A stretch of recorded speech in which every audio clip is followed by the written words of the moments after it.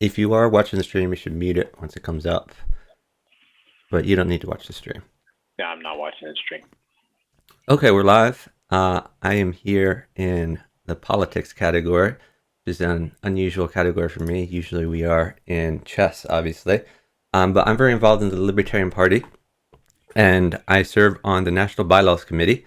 I'm here with Vice Chair of the Libertarian Party, Ken Moellman. I've been Vice Chair of the Libertarian Party in the past. I think it was 2006, 2008. We both served in that position. We both currently serve on the Bylaws Committee and had a big hand in writing a bunch of amendments to our national party bylaws.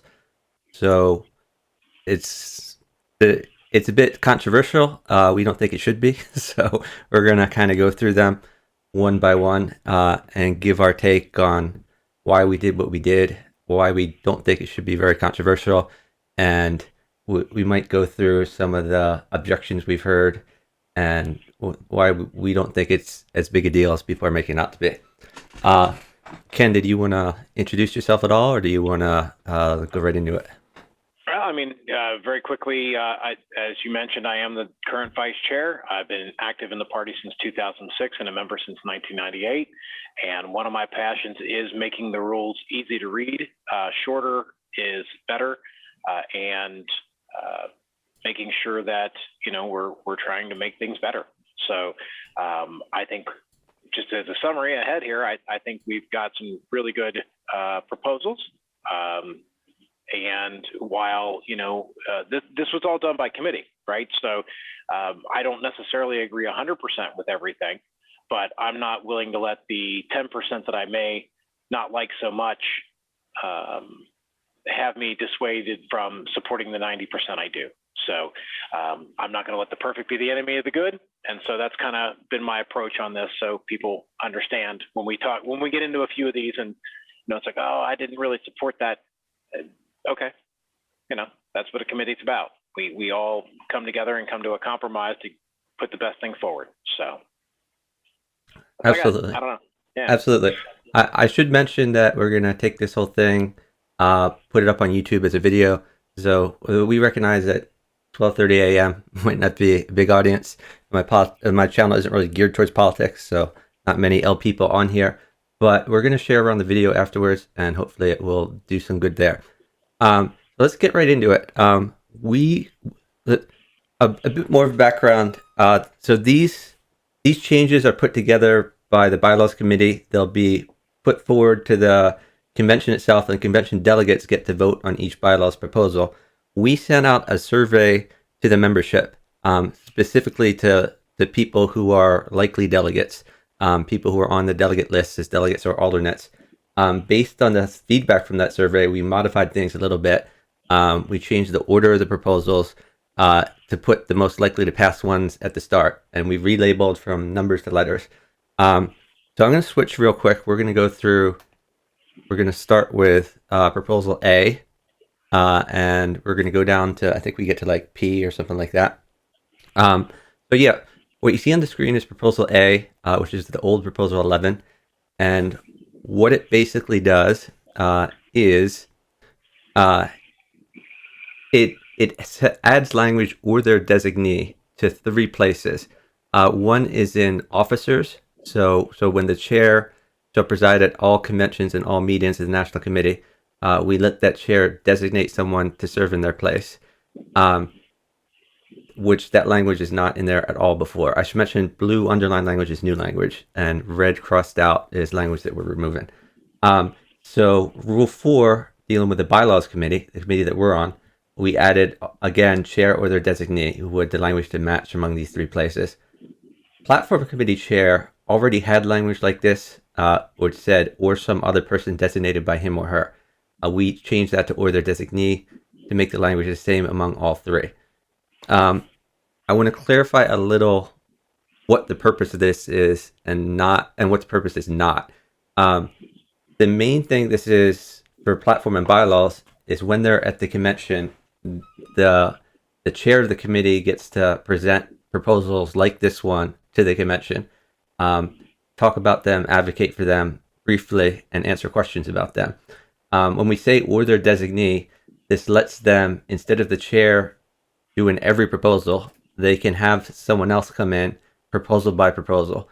So, for example, Ken here is vice chair of the party. So we have a proposal later about vice chair succession, about should the vice chair automatically become the chair if the chair resigns or gets hit by a bus, like on a permanent basis, or should the LNC get to vote on who the new chair is. Um, so Ken is in a very good position to present that proposal because he's been in that seat. A better position than our current committee chair, Steve Sheets, who has not been the LNC vice chair. So that's something we would like to be able to do, and or their designee lets us do that. An example on the platform, in the platform seat would be, suppose there was a platform plank about marijuana legalization, and we happen to have someone who's a big advocate for that issue and known in the drug legalization community. That person could be the one advocating for the plank instead of just the platform committee chair. I also kind of want to get into what it's not. We had some pushback on the LNC version where, oh my God, you might be jumping over the vice chair, and the chair can just have whoever he wants stand in instead of the vice chair, and people wanted the vice chair to be the one substituting. But we weren't. We kind of wanted this to mirror historical practice. I'm going to put Ken back on the screen here. We we want this to mirror historical practice, and what this was mainly used for is not someone to substitute for like a whole convention. This is when the chair happens to go to the bathroom, or there might be a conflict of interest where the chair election is going on. We're electing a new chair, and we don't want the chair to preside. We might not even want the vice chair to preside. What if they're running against each other? So someone needs to be put forward. Historical practice is usually the chair has picked among the officers, so the vice chair, the treasurer, the secretary, and also among past national chairs. And past national chairs tend to be good people at presiding. They're good with the gavel. So we would rather the chair be able to designate someone who's a good presider than the vice chair who may not have that experience. But of course, the vice chair is a logical pick, and the chair could always pick the vice chair, and probably would, probably should. But the vice chair might not be available either. So I don't know. Anything I missed here, Ken, or what do you think? I don't think so. I know there's been some concerns about that particular language, and I don't think it's going to be. What we're really trying to do here is codify what has already been tradition, and you know, the trick to any bylaw, and when especially bylaws versus tradition, is that if it ever went to a legal fight of any sort, the tradition's going to fail and the bylaw is going to stand. And so I think we all, as someone who's been to multiple conventions, 06 was my first convention. I've watched the chair hand the gavel over for a myriad of reasons, whether it's I need to use the restroom, I'm running for reelection, I just want somebody else to do it for a few minutes. You know, I need a break. By the way, sometimes the chair wants to advocate for a position, so it might be in the platform report or the bylaws, and the chair might say, "Well, this is important. I want to go to the microphone and speak, but I can't preside and also speak on this issue." And that's another reason it might need to step aside. Very good point. And we've seen that before too, where the chair wants to engage in debate, and under the rules, the chair is not allowed to engage in debate. So if the chair has something important they really want to say, we've run into that in meetings, right? This would also affect meetings. And we've had that in meetings where someone tried to hand the gavel off to me, and I'm like, but I wanted to speak on it too. And then we ended up handing it off to Tim or Tim Hagan, our treasurer, or someone else, right? That happened earlier in the term. It actually did happen. So, you know, that's one of those where it is having the flexibility to be able to hand the gavel off is good. As far as the concerns themselves, listen, you know, the other part of all of that is that the elections happen at these same conventions, right? So if the chair is being a jerk, chances are really good the chair is not going to get what they want when it comes to elections, whether that's their own reelection or anybody that may have the misfortune of being endorsed by a chair that everyone in the convention hall now considers a giant jerk. Yep. So there is a check and balance here, that the chair typically does not want to be seen as a jerk. Yeah, I agree. And I think a lot of the people who oppose this change really are unfamiliar with historical practice and tradition. They don't realize we're just codifying what we already do. And if we don't touch this at all, probably going to keep doing what we've been doing. It's just it won't be technically in compliance. Right. Yep. Yep. So do you want to move on to the next one here? Sure. This one is one that I did propose. So, assuming that first one would pass, I would be the one presenting this one, very likely. So this is the one we referred to a little bit earlier about vice chair ascension, or vice chair secession. So the question is, suppose the chair resigns, what happens? The bylaws are very clear what happens if the chair just doesn't show up for a meeting, or becomes incapacitated for some reason but might come back, that the vice chair would take over in his absence. What is less clear is what happens if the chair is permanently gone. And there's 2 points of view. One is that the vice chair automatically becomes the chair and replaces the chair, and then there's a vacancy in the vice chair position. The other point of view is that the LNC gets to select the new chair by electing the new chair. And Ken and I differ on what the bylaws say right now, but we both agree that it would be good to make the bylaws clear in whichever direction the delegates want to go. So we have a section basically that says that if there's a vacancy in officers, the LNC gets to select a replacement. And my point of view is that the chair is an officer, and therefore, under the bylaws, the LNC should get to pick the replacement of any officer, including the chair. There's some Robert's Rules of Order parliamentary geeks who say in order to make that true, you have to have the words including chair when you say the National Committee should appoint new officers. And I don't think that's necessary, but they say it's very necessary because under Roberts, you need that language. The other way of doing it would be, instead of saying including, say excluding chair. So what we're going to do is we're going to propose this with a pending amendment. We're going to propose the change to throw in including chair, and we're going to have a pending amendment to change including to excluding, and hopefully let the delegates vote on the amendment first, which would be just a majority to pick between one and the other. And then they would vote, and they would need 2/3 to do whichever one is more popular. I'm going to put you back on screen, Ken. What are your thoughts on this? I just beg the delegates to pick one. I honestly do not care which way it goes, including or excluding. I'm fine either way. For those that don't know, I'm not running for re-election, so it doesn't affect me. But even if it did, it may change my mind on whether or not I was running, because it obviously alters the duties of the position. But from I'm a member perspective, I just want to be able to be very clear which way, right? I am a parliamentary geek. Roberts specifically says, if you want the provision to also mean for the president, which is their term for chair, you have to explicitly use language that incorporates chair into that without saying including chair, it doesn't include chair, which I don't even know that I agree that should be the way, but that is what's written, right? So let's just solve the controversy. 2 words, including chair, excluding chair. I don't care. Pick one. Yeah, I don't care much either, but I do want it to be clear. Yes.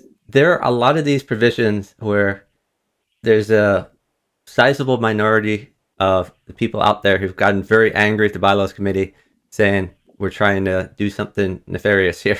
But we just wanted to be clear. It's like we're not trying to be nefarious. Just to be clear, the Libertarian Party in the USA has existed for about 50 years.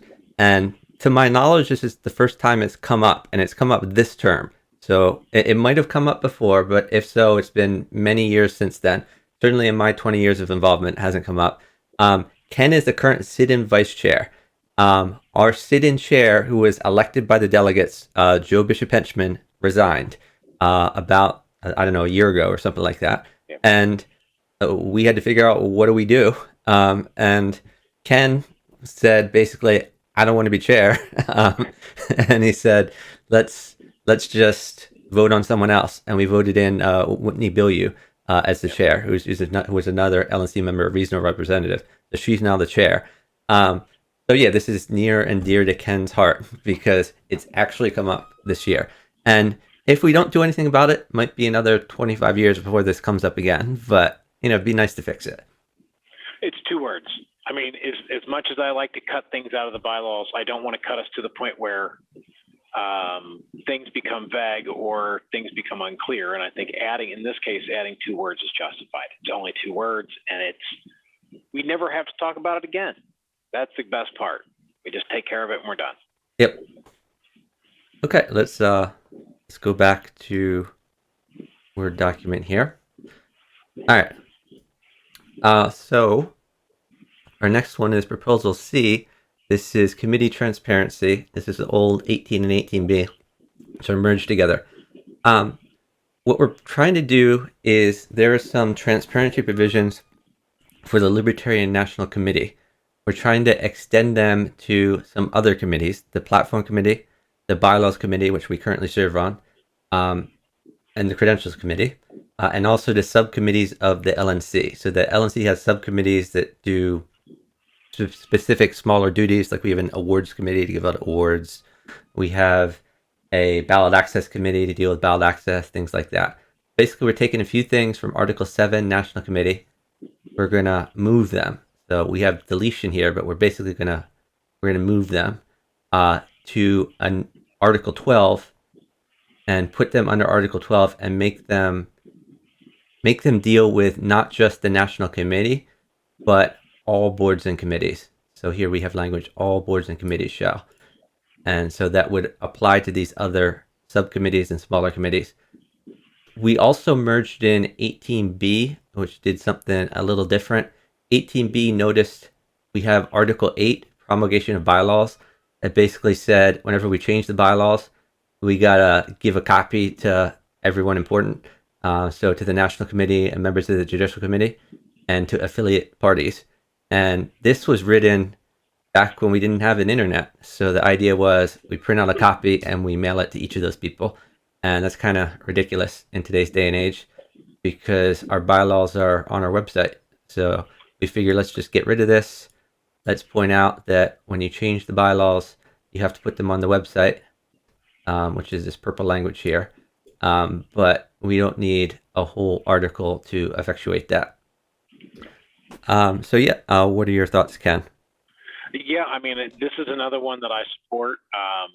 There was, now this wasn't the one that had the 3/4 provision, was it, or was it?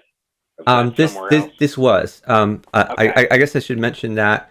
Let me go back real quick to the views here. So we have something which is called executive session, which means that not open to the public.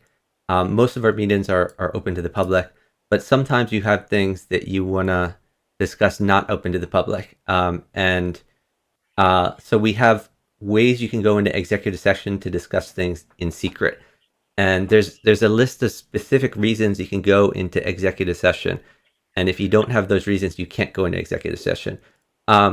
We were trying to figure out all the possible reasons you would need to go into executive session and list them explicitly. There were kind of too many to list and some were clunky to list. We had a catch-all provision, which was 3/4 of the entire National Committee could vote to go into executive session for another reason not on this list. And a whole bunch of people got mad at us. They said, oh my God, you're trying to give the National Committee unprecedented power to just do everything in secret. And the reality is that this language was all taken from above here, from Article 7 National Committee, and the language was already in there. So we weren't changing anything about executive session before. We were worried that there were some things that were not included here that by tradition were being done. So an example is the awards committee. Technically, under our current bylaws, the awards committee had to happen in open session, and then everyone would know what awards were going to be given out long before they were given out, which is kind of silly.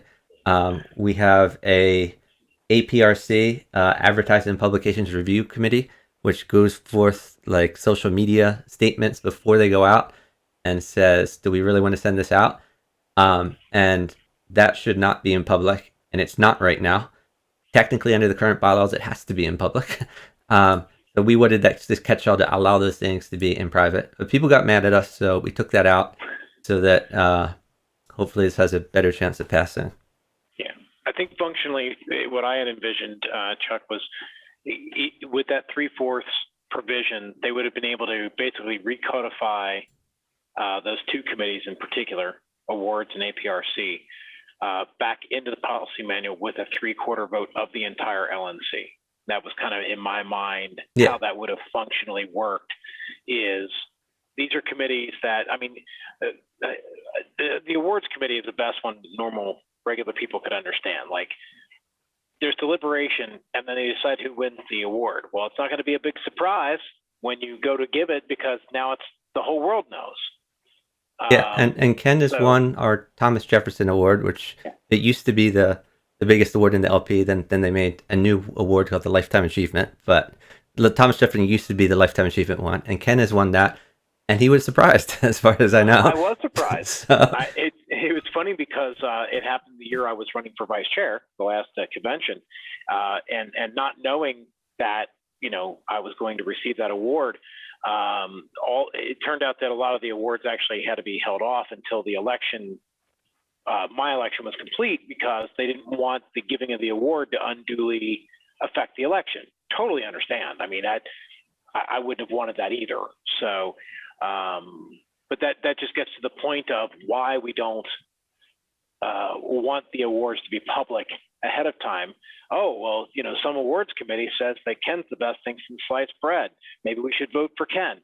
That would be a terrible way for potential shenanigans that the awards committee could affect the outcome of elections. And so it's really important from a member surprise side and from a not messing with election side, that stays private. So I think, Chuck, did we decide that we were going to basically pretend like that still fit in here somewhere? Yeah, we were gonna hope it still fit in. So I think our idea was that could potentially be personnel matters. No, I think it was political strategy requiring confidentiality or something like that. Okay. Okay. Yeah, I mean, I hope it's still confidential, but who knows? But we did remove the 3/4 thing because that was by far the number one complaint. We listened. That's the point. We heard the responses. We listened. We reacted. We took action. So this is minus that 3/4 provision. I think this was the most popular, was it not? Provision in the survey. You're the surveys geek. Ken set up the survey and he did all the number crunching. So I don't know off the top of my head, but yeah, it was pretty popular. Yeah, I don't have it up right now just because my poor computer. I'm on the road. My whole family has COVID. I'm in hiding from them. So. Yeah, he's at an undisclosed location. Yes. So, but yeah, no, I think, and I do think, I hope that removing that 3/4 alleviates the concerns that were out there. And I'm not saying they were illegitimate concerns. You know, for those watching that are not libertarians, there is not a high level of trust of any form of government or authority within the libertarian community. And so granting a board the ability to grant itself things does not go over well in our organization. And that's just what it is. So yeah, people are very distrustful. So when we had the 3/4 provision in there, I mean, my thinking was, even if people thought a lot of the LNC was evil, which is a weird thing to think anyway, but like these are positions voted in by the delegates. So like the fault would be the delegates themselves if you vote in a bunch of bad people. But if we have a 3/4 position provision, all it takes is like a 1/4 of them to not be evil, then Right. you don't really have a problem. But there were people out there who were so distrustful that they didn't even think you would have 1/4 who was not evil. Just what it is. So we listened, we took it out. If after hearing this you decide, hey, maybe that was a good idea to have that in there, you can make that floor amendment. You can make that amendment from the floor. Our delegates have the right to make amendments from the floor. They do. So. Yep. So let's go to the next one. Next one is Proposal D, which is the old 2+3 merged. Basically, it changes some language, so it clarifies what. So previously we referred to presidential conventions. Now we refer to nominating conventions instead. So this basically changes presidential to nominating and non-presidential to non-nominated. Doesn't Right. really do very much. We also take out the word regular a few places because all of our conventions are regular. We used to allow for special conventions, but we don't anymore. I think So that got pulled in what, 2014? I think it was. yeah, something like that. Yeah. It got pulled fairly recently in party history. Right. So yeah, this doesn't do very much. I think this wasn't very controversial anyway. Um, we're hoping this can be kind of a slam dunk one, not take too much time, vote and move on. The main complaint I saw is what this is non-substantive. That's correct. So let's just call the question, vote on it, pass it, move along. Yep. Okay, we're going to go to the next one, which is Proposal E, which is the old Proposal 7. So it merges Article 6 officers and Article 7 National Committee. The reason behind this was there's a lot of redundant language. So there were a lot of things that referred to officers in Article 6 and referred to National Committee in Article 7 and were exactly the same. So by putting the two together and just taking the few things that were different and mashing them in, you're able to cut out a lot of words. And Ken has been a big advocate for cutting words. We see we Yes. remove all of Article 7 here. And the one thing that is in all of Article 6 here, the one thing that was in in Article 6 that was not in Article 7 was it outlined what each of the officers did. So we took all that and we put that language back in, and it's the same language. We didn't change the language, and we changed the we put it in like a sublist format to organize it a little better, but the language is exactly the same. And then later in the proposal, a lot of places will say officer or member at large, and sometimes there'll be member at large, and we'll just delete member at large. So it'll be clear that it refers to both of them. Yeah. And just to add on to that, you'll notice that in the proposal with the amended language, we have a section 2 right off the bat, and then a section 5. There are other numbers in there. They're just not being touched at all. Right. So we're only noting what's being touched. And so we're effectively cutting, and this was something that came up during this term as well, though briefly, and I don't even know if the LNC addressed it, the idea that by having separate sections that the officer removal and the at-large removal are different procedures inherently because they're in different sections, because of the way Roberts has some things written. I'm not sure that that's the case. The wording is exactly the same. The National Committee may for cause suspend any officer. Down below, the National Committee may for cause suspend any member at large is the existing language. It's the same language either way. Combining it together, if there is something with Roberts involved that officers and members at large have different rights as an appellee or a defendant in a suspension. I don't think that changes under this because the wording, the trigger wording is still exactly the same. We've combined it. If there are different, and I'm not ceding that there are, but if there are differences between officers and members at large, that would still fall back in Robert's Rules of Order, not in the bylaws. The wording in the bylaws is exactly the same. Right. So, I completely agree with you. There is some difference in corporate and nonprofit law between officers and directors, which would be our equivalent of LNC members. I'm not aware in Roberts if there's any specific difference, but if there is, it doesn't really have anything to do with our bylaws because the language is the same. Yep, exactly. Should we move on? Or do you have anything else on this particular one? No, just again, my goal in proposing this was to make the bylaws more readable. I have found in my time as a member of my state party, our rules actually at one point reached a total of 44 pages long. And what that meant was absolutely zero people had actually read all of the rules. The longer you make the rules, our bylaws, the harder it becomes.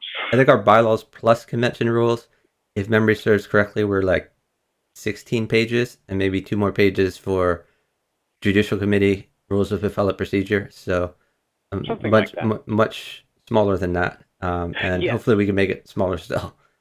Yes, and my point on that is that the shorter the document, the greater the likelihood that any particular member has read most or all of the rules. So you don't get lost in word spaghetti. It doesn't make your eyes glaze over. It's like, oh, okay, we're not talking about removing again. We're in the, it's one thing, easy, follow it through.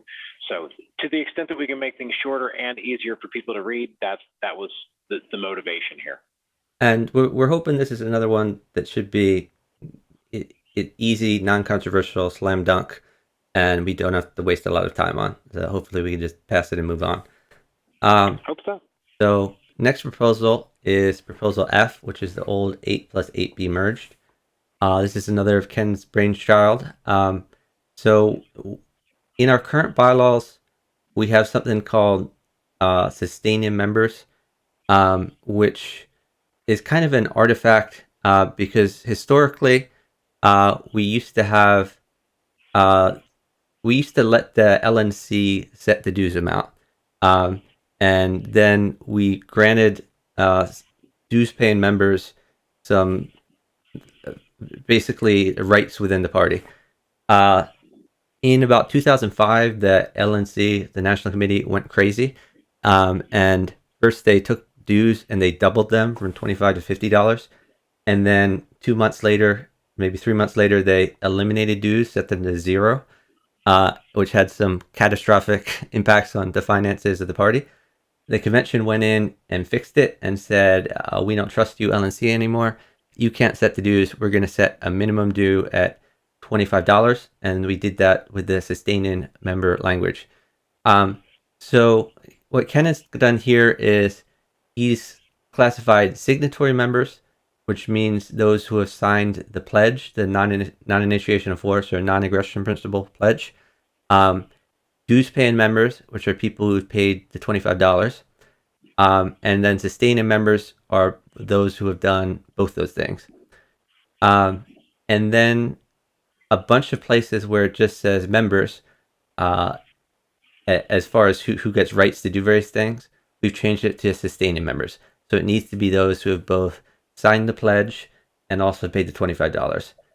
So that's true in order to serve on the National Committee, in order to sign up to be a new affiliate party, which of course comes up almost never, to serve on the Judicial Committee, to be a delegate to the National Convention. You either need to be a sustaining member of the National Party or a member of a state affiliate party.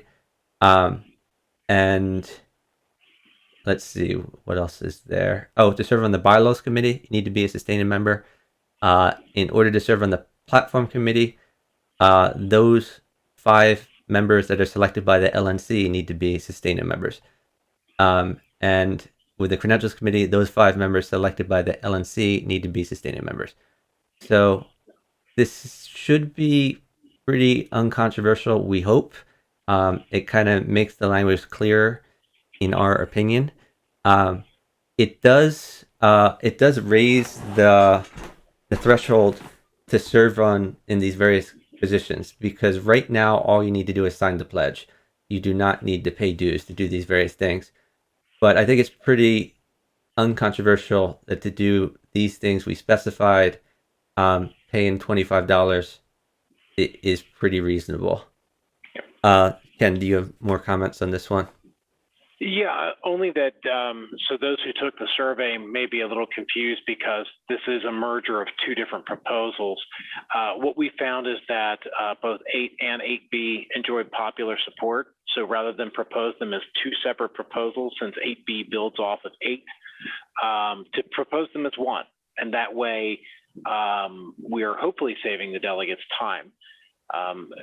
The alternative. Yeah, let me put that up on the screen real quick and just explain it real quick. What we had done originally was the old proposal 8 did these new definitions, and then down here, every place that we say sustaining, we had it say signatory, which is like the default as it is right now. So that would have had no substantive change whatsoever. Then we had a new proposal, proposal 8B, which, assuming 8 passed, took all these places that say sustaining, all these places that would have said signatory and changed them to sustaining. But we kind of cut out the middleman and put them all directly to sustaining rather than to signatory and then to sustaining, because they were both wildly popular proposals. Yeah. And this whole thing really comes into play about 6 months ago, 6 months before convention. State chairs, this has to do with some back-end geeky stuff, but we choose our delegation allocations based upon, in part, it's a multi-part formula, but part of that is signatory members of the party on a certain day. The issue is that, or it's not, excuse me, not signatory members, sustaining members on a particular day. The problem is that we kind of wildly generically throw the term members around. And there are actually basically 3 different classifications of member. There is what we're proposing to relabel as a signatory member. There is a sustaining member, which we are retaining that one. Dues paying is just a label. I mean, it's there, but it doesn't really do anything. But at the national party inside the office, what we're calling a dues paying member here, they call an active member, which is basically an active donor. So it's somebody who has not signed the pledge, but who has graciously donated to the party, which we do appreciate. But it was not very clear because the word member gets thrown around so much. So my goal in proposing this is, what type of member? Answer the question: are they a signatory member, a dues paying member, or are they actually both, therefore a sustaining member? Again, everything in Article 4 in this proposal F does not change anything. It actually does change one thing, which I should bring to people's attention, but we think it's a good change. So in when we say dues paying member, we say excluding any event fee or good or service provided in return for that donation.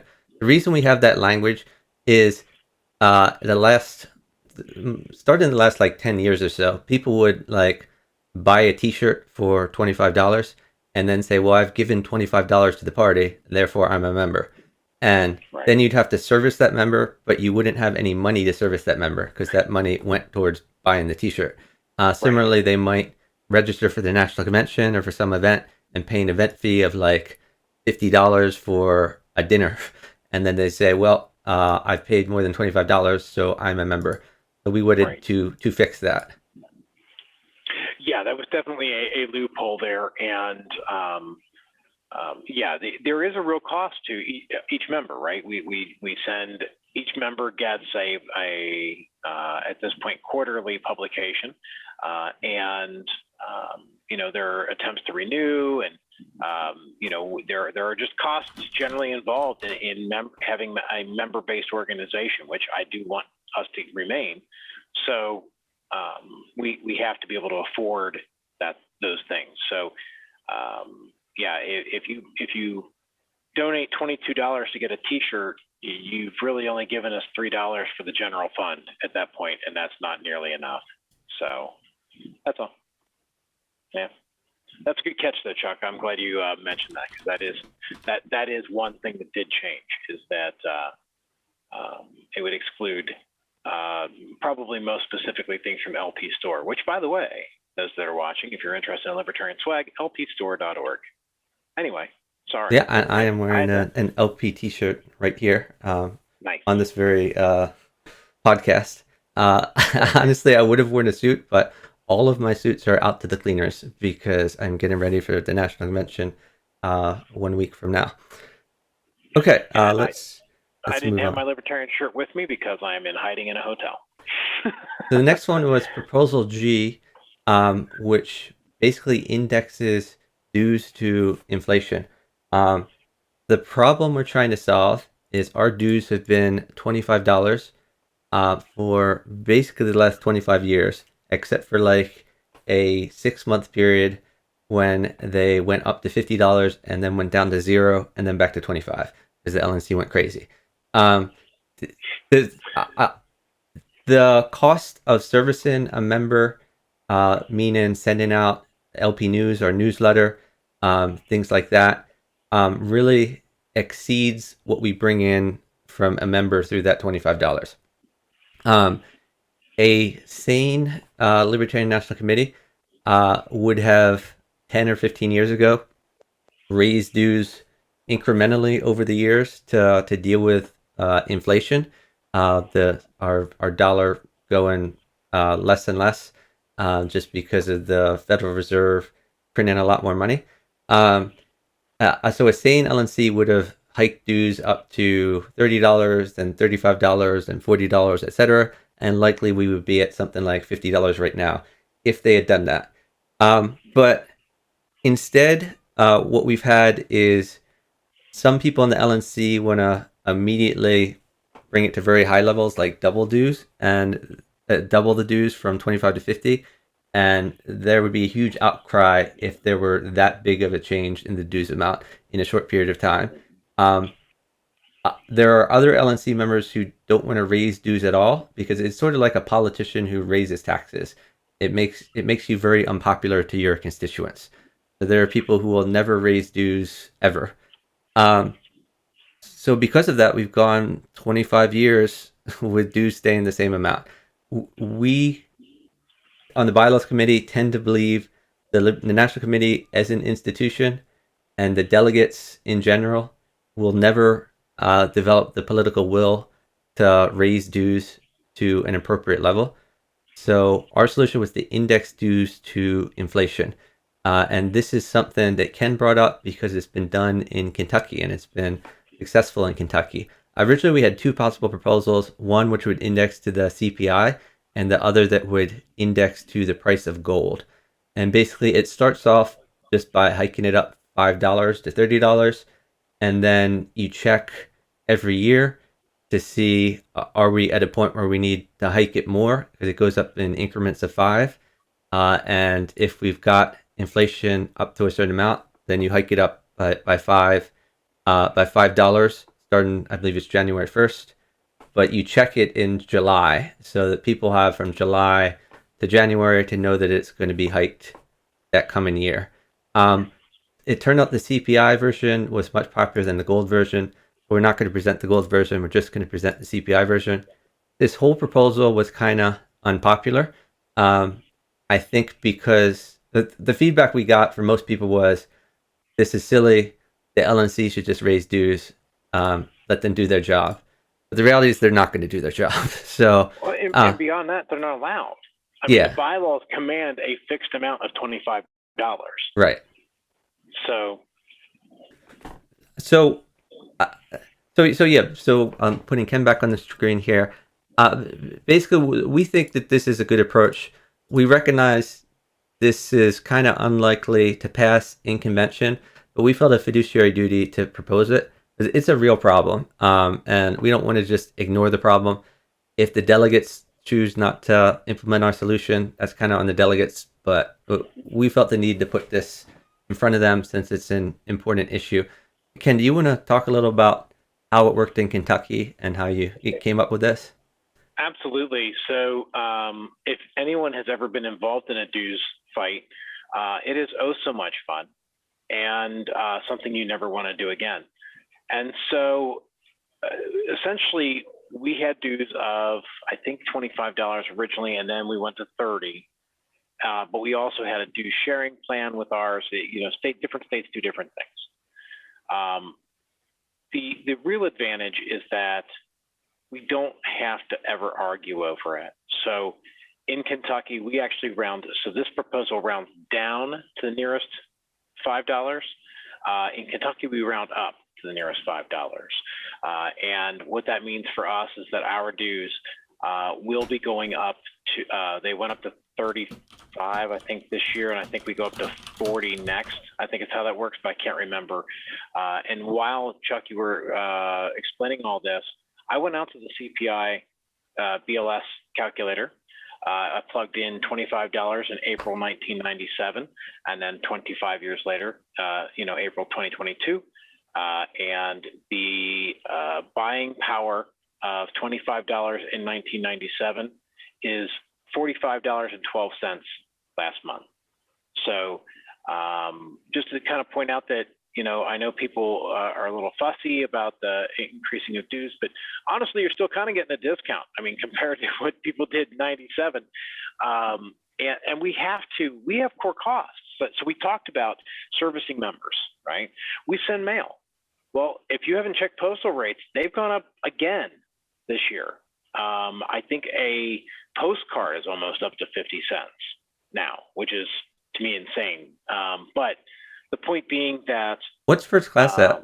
I still remember first class as a quarter, and I know my parents remember it as like 5 cents or something like that. When I first started collecting stamps, as a kid, you start collecting backwards, right? And you're like, oh, wow, stamps used to be 21 cents. And you're like, oh, wow, they used to be 19 cents. And all of a sudden you're down to like, oh, wow, it's 1804 and postage is a penny. So it is a real increase in cost, though. The inflation that we are seeing will inevitably raise prices. I work for a utility company professionally, and we have tried not to pass that along, but there's going to come a breaking point where we're going to have to. I mean, we can't lose money. Otherwise we go under. So at some point, we're feeling the inflation on our side right now as a supplier, our suppliers. And just to be clear, that when you say we can't lose money, LP is losing money. I mean, right? the LP is losing money on memberships themselves, which is being cross-subsidized by donations. And when you look at inflation, it's I kind of think of the White Castle response to that, which is you can raise the price of your burgers or you can shrink the size of your burgers. And White Castle chose to shrink the size of the burgers as inflation went up. They couldn't. Until they couldn't. But what the LP has done in general is shrink the size of its burgers. Because we used to have a newsletter that went out once a month. Now it goes out, I believe, once a quarter. So every 3 months. We really can't afford to send out a newsletter once a month. But we have plenty of content. People would love reading what we're doing once a month, but we can't afford the postage based on what people are paying for memberships. So using the analogy we just used, we've shrunk the burger as small as we can get it. White Castle burgers aren't a quarter anymore. They held on as long as they could and kept shrinking that burger as long as they could. That's why they have the 5 holes in them as well, was to help with that. But at some point, you can't make the burger any smaller or else there isn't a burger left. And so that's I think a good analogy for where we're at. If we cut, what are we going to cut? Another edition? Are we going to go to every 4 months for LP News? I don't know. I don't know what else to do. we need additional funds. And I've talked to different people in different caucuses because I try to get along with everybody and get everybody's feedback. And there are people out there on all sides of this issue that understand that we really, really need to be able to raise dues and soon. Because Yeah, and the genius of this proposal, and I really like this proposal. When Ken presented it, I thought it was a great idea. The genius of this is that we don't want to have the fight now and then have to have the fight again in 5 years, 10 years, etc. This fixes it permanently. In that we don't need to keep going through the same fight. It's just automatic. We don't need to have this fight again. And I think that is a feature of this proposal, not a bug. I think it's a big step forward to the organization and the well-running of this party. Unfortunately, like I said, this is a controversial proposal, so it may well not pass. But I think it's important we present it, whether it passes or not, because it's a good proposal. Yeah, and those that have questions about this particular proposal, you can find me on my Facebook page. I'm happy to answer questions about it. You can ask the folks in Kentucky. We've had it for a few years now. It's worked so far. If you have questions or concerns, please reach out. I'm happy to answer anything about this or any of them, actually. But that's it. Absolutely. All right, let's go back to the proposals, and we'll scroll down to the next one. Proposal H is platform tokens. So we have a platform of the Libertarian Party, which gives our positions on various issues, one plank per issue. And we have a mechanism for deleting planks that people don't like. The current mechanism is when you go to the National Convention, each person gets a bunch of tokens. Every delegate gets 5 tokens, and they can distribute those tokens among platform planks. So they can it uses a cumulative voting system in that you can put all 5 tokens on the same plank, or you can put them on 5 different planks, or you can put 3 on one, 1 on 1, and 1 on 1. You can distribute them any way you want, but you have 5 tokens. And then if any plank gets a certain number of tokens, then it goes up for an up or down vote on whether to delete it. That current number of tokens is 20% of the number of credentialed delegates. So you would think, if you don't think about this too closely, you would think, okay, 20% of delegates have to want to delete a particular plank. But it's not quite that way, because you can put all 5 tokens on the same plank. So it doesn't take 20%, it actually only takes 4%. If 4% of the delegates take all 5 of their tokens and put it on the same plank, that hits the 20% threshold. And what that means in practice is we have one plank that always comes up for deletion, and that is the abortion plank. We currently have a plank that is mostly pro-choice, with a little bit of an olive branch to the pro-life contingent. And usually that comes up for an up or down vote, and then we vote to retain it. And we've done that for at least since 2006, when this token system was, well, I guess 2008 when this token system was created, from the 2006 change in the bylaws. So abortion always comes up. Another one that comes up sometimes is immigration. We currently have a plank that's fairly close to open borders, and there's some people that want it to be more restrictive. So we have a contingent that think it's a waste of time that we allow 4% of the delegates to put this a vote before the delegates, and the delegates always vote to retain anyway, so why are we bothering? So this proposal raises that threshold by taking 20% and raising it to 40%, and giving people 3 tokens instead of 5. And the rationale sort of tells you what the threshold would change to. So if we have 1,000 delegates, right now it would take 40 delegates under the old method to bring something up to a vote. Under the new method, it would take 134 delegates to bring it up to the vote if they put all their tokens on the same plank. So that is what, like a little over 3 times as hard to put something up to a vote. And keep in mind, it still takes, in this 1,000 delegate scenario, 500 delegates still have to vote, or 501 would have to vote to delete after that. All this does is it's whether or not it comes up for deletion, whether we're going to even talk about it. So if it doesn't have 500 people supporting it, its deletion, it's not going to happen anyway. On the upside, we've become pretty efficient in getting through that item of business as it comes up every convention.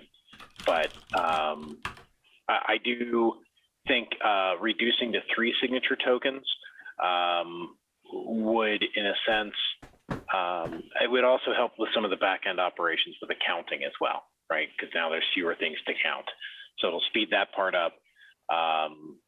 And, it's going to get us closer to a threshold where if there actually is an appetite to delete a plank for real, this is going to get us a better,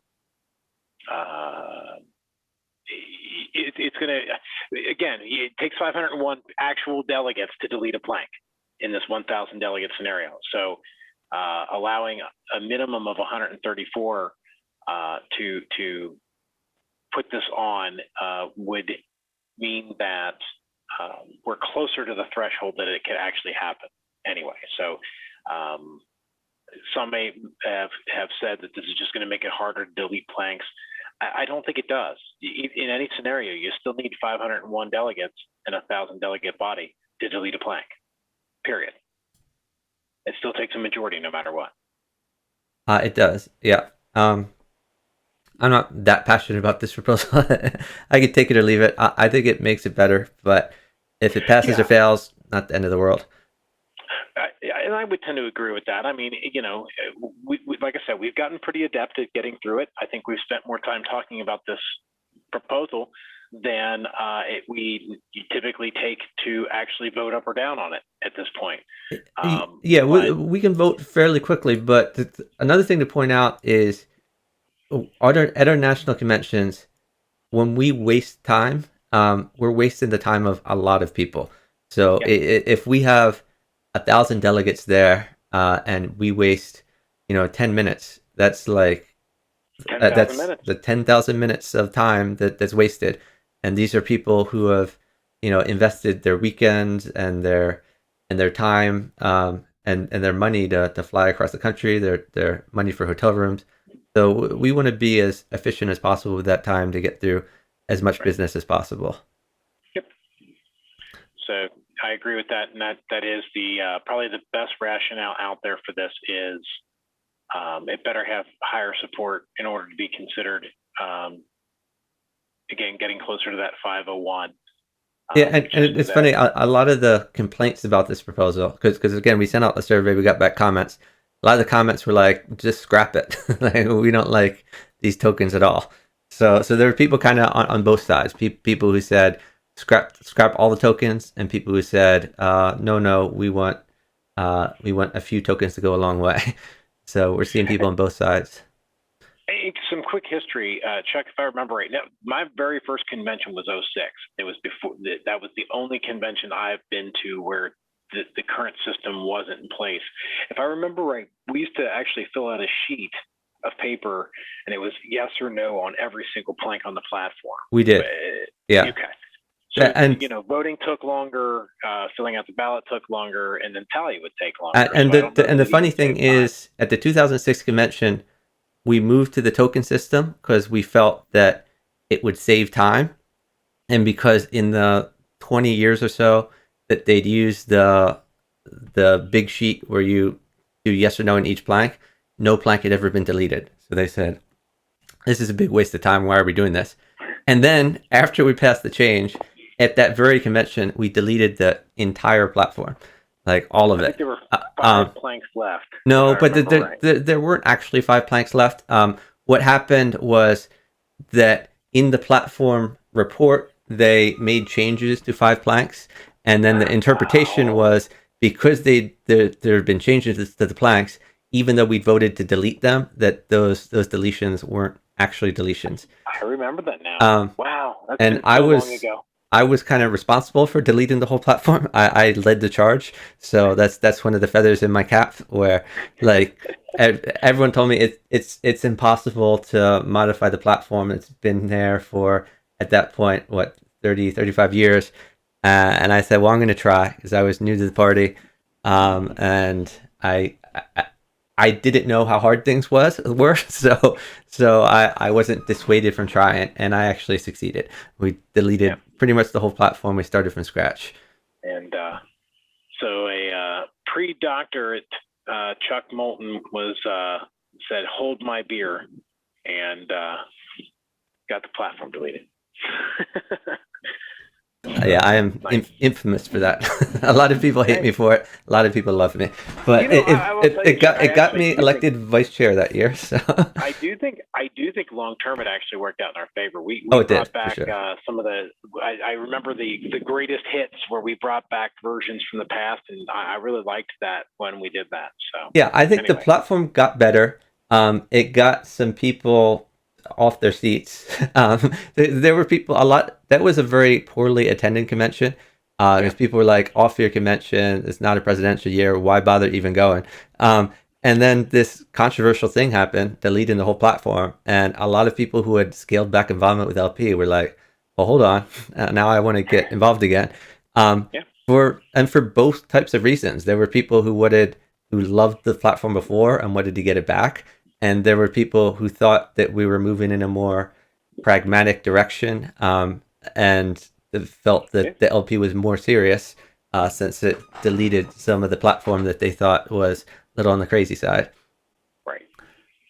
Anyway, I think it worked out. We have definitely spent more time on it at this point than we do at convention. For sure. Actually, yes. So. Okay, so next one. The next one dealt with appeal qualification timing. So let me go through this real quick. Okay, so we have a judicial committee where you can appeal decisions of the National Committee, among other things. But one of the things the judicial committee can do is appeal decisions of the National Committee that the members decide are terrible, and violate the bylaws in some way. So 10% of the credentialed delegates at the most recent convention, or 1% of the sustaining members of the party, meaning people who right now, that means people who signed the pledge, can petition the judicial committee to consider overturning a decision of the national committee.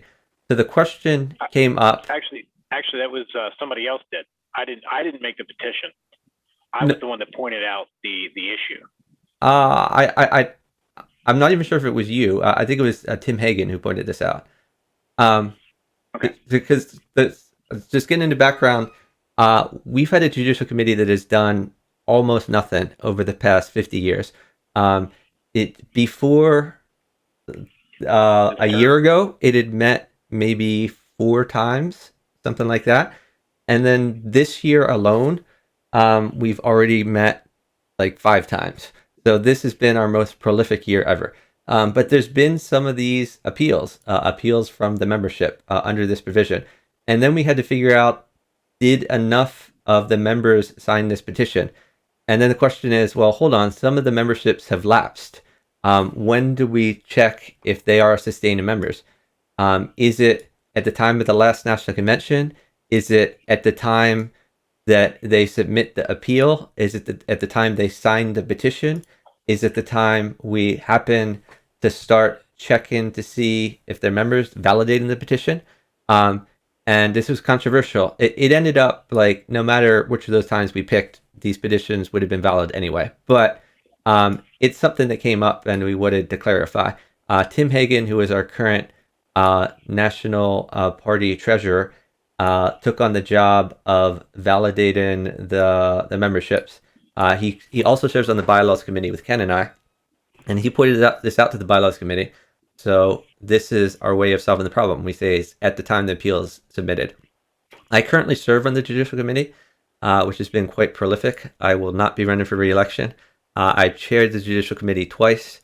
So yeah, fixing the judicial committee is near and dear to my heart, and we have a number of proposals to fix various things. This is a pretty relatively uncontroversial one.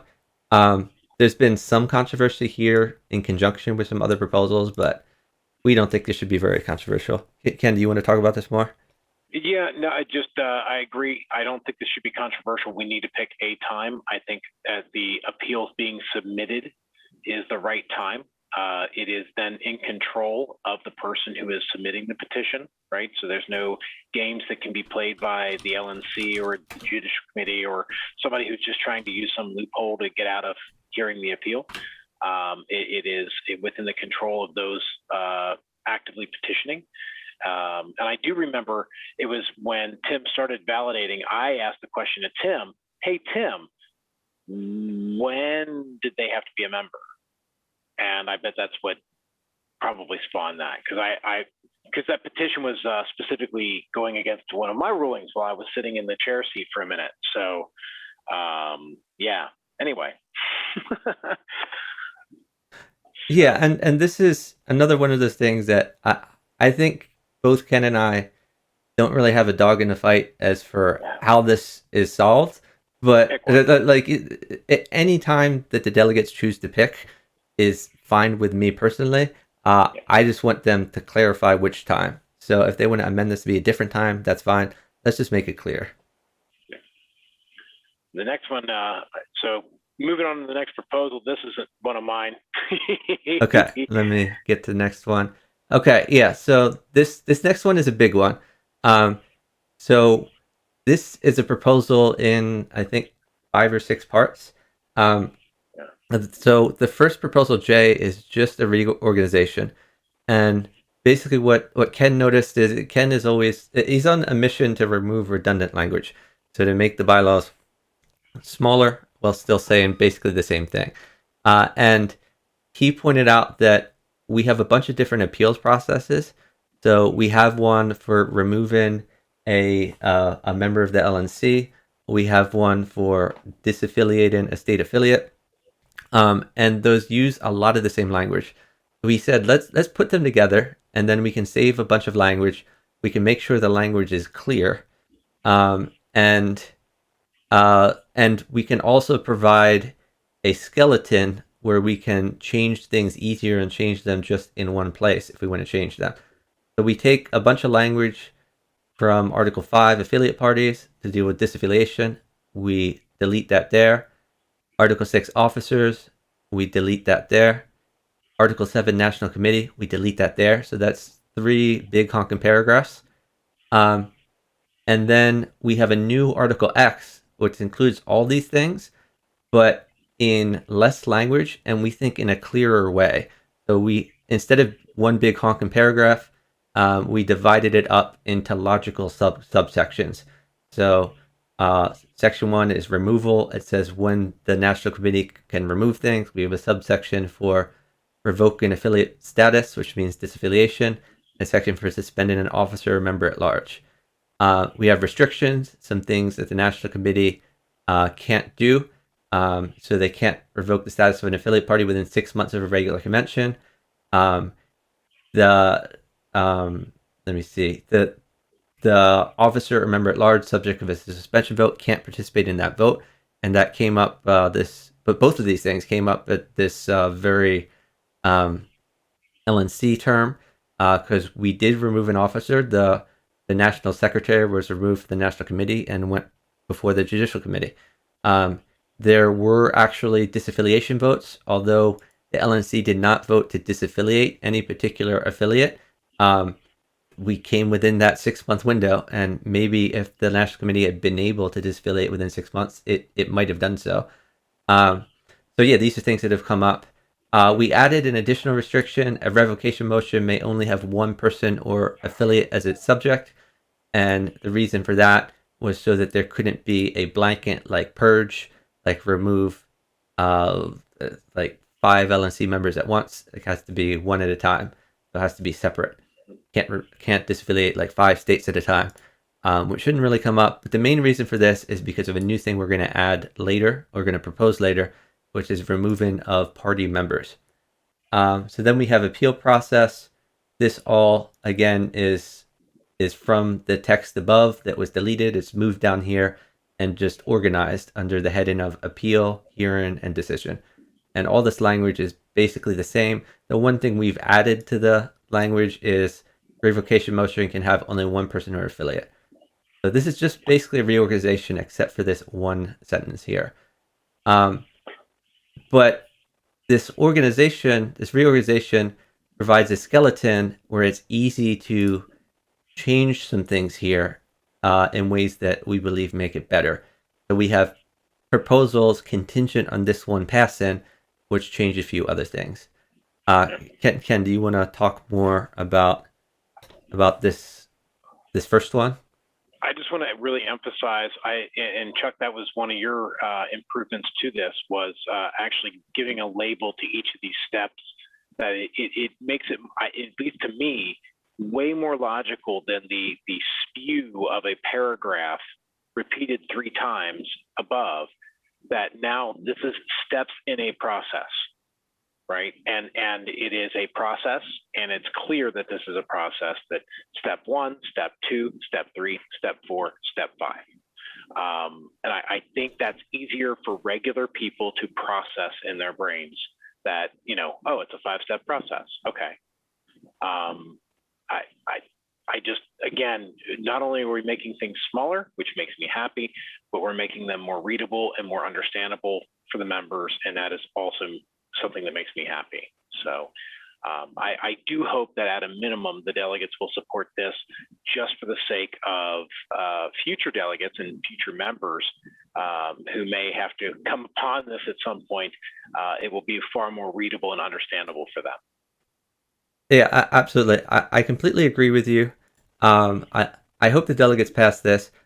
Most of the pushback from this particular one has been either because they read the ones past it and opposed those, or because they wanted to change the way things currently work. So there was some pushback that said we should use Robert's rules for due process and a full hearing at the LNC phase, which is certainly a change that could be made, but it's not what we have in the bylaws right now. I mean, what this is just a reorganization. It doesn't change things. It moves things from one section to another. So if people complain that this doesn't say anything about Robert's rules, hearing, due process, the existing bylaws don't either. Like, nothing has changed. That's not a change we've made.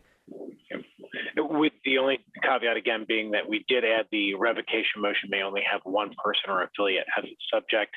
And I think that's an important check and balance. I think that was always inferred. I don't think the people that wrote this procedure ever imagined that, 30 states would be trying, or the LNC would try to purge 20 states at the same time, or that, 60% or 70% of the committee would try to purge out 30 or 40%. And we should clarify that disaffiliation is rarely, if ever, used. My recollection is, there was a disaffiliation vote this particular LNC term, which failed. There might have been another disaffiliation vote, if not for the 6-month window, which may or may not have passed. There was a disaffiliation vote, I believe, about Arizona. I forget if that passed or not. That was back in the 90s somewhere. What 96 I think it was 2000. 2000. They did not put our candidate on the ballot. Yeah, and I think that disaffiliate. I don't even think that passed, did it? I forget if the disaffiliation passed back then, but this is just super rarely used. This is not a several times a year thing. This is a once every 20 years, if that, type of thing. And our party has got more contentious, so maybe it will be used more in the future, which is part of why we want to put this safeguard in. But I personally, and I think Ken also, hopes that this is a very rare event. Yeah, I agree. The same thing for removing officers. We did remove an officer, or the LNC did remove an officer this particular term, which the Judicial Committee affirmed. I served on the Judicial Committee when we affirmed that, which is not a case that I enjoyed deliberating on, because our National Secretary, I'm a friend of hers, and I certainly would not have voted to remove her were I on the LNC. But as a member of the Judicial Committee, I ruled based on what I thought the bylaws said. Um, so, uh, and that's a very rare event. I believe Angela Keaton, they tried to remove her in 2008, I think, or 2009, something like that, maybe 2010, in that range, and that vote failed. But before that, I can't recall when there was a removal vote of an LNC member. There was a removal vote for Arvin. Oh yeah, that's right. There was a removal vote for Arvin Vore, who was the vice chair at the time under Nick Sarwark, and that failed by one vote. And we actually changed the bylaws after that to make it so that the person who is the subject of the vote would not have a vote. Right. And if that had been placed in place then, Arvin probably would have been removed. And Right. if that had not been in place now, then Karen Ann Harlos probably would not have been removed as LNC secretary. So that one vote swing was very important in both of those cases, most likely. I do think the addition of the revocation motion may only have one person becomes more relevant with the language that you can't vote on your own removal, because then that would make it so that 60% could be voting to try to remove 40% of the board, and that 40% wouldn't be allowed to vote. So I guess that's one way of interpreting. Yeah. I guess that does safeguard against that possible interpretation. Yeah, I wouldn't think that even with that sentence that you could do it anyway, but the sentence certainly makes it clear. So I do like clear. I do like the sentence. Yeah. So let's move on. The next few proposals take that blueprint. We kind of assume that proposal passed. And if the proposal didn't pass, then we're just going to skip over these proposals. But we hope it passes. If that passes, they do make some little substantive changes. Little changes in language that provide big changes in substance. So Proposal K deals with the 6-month rule. So currently, the National Party. Oh, what's that? I think you skipped Proposal L. You're probably reading the print version, and the one thing I switched was K and L alphabetically just to fit them nicely on a page. Okay. Yep, you're right. So sorry about that. I'm looking at the version with a page break between each of them, which goes in straight alphabetical order. So sorry for that. That's right. Sorry for that unclear thing that I did as Secretary of the Bylaws Committee. Saving 10 cents 1,000 times. Right. It's all good. Right. So we're looking at Proposal K first, which changed the disaffiliation threshold and the window of time. So this deals with disaffiliation. Currently, you can't disaffiliate a state affiliate within a 6-month window. So what we found is, what if a state affiliate does something really crazy during that 6-month window?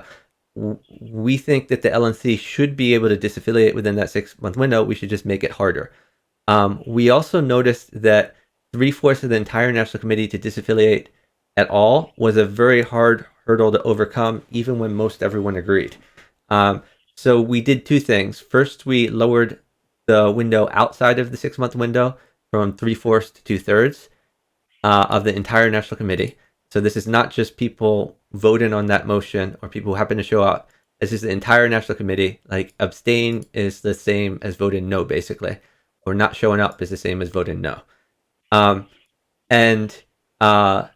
We allow the disaffiliation within a 6-month window, but we make a 3/4 threshold instead of a 2/3.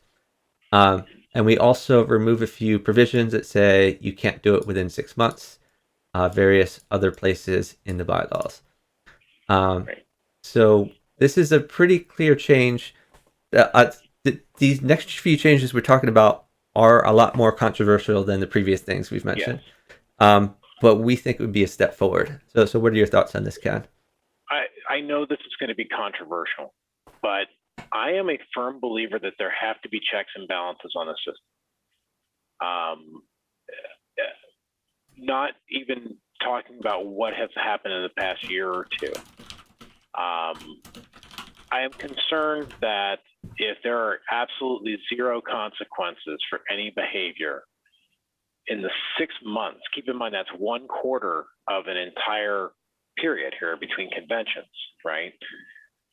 for 1/4 of the entire period, an affiliate can go wild. They can do anything.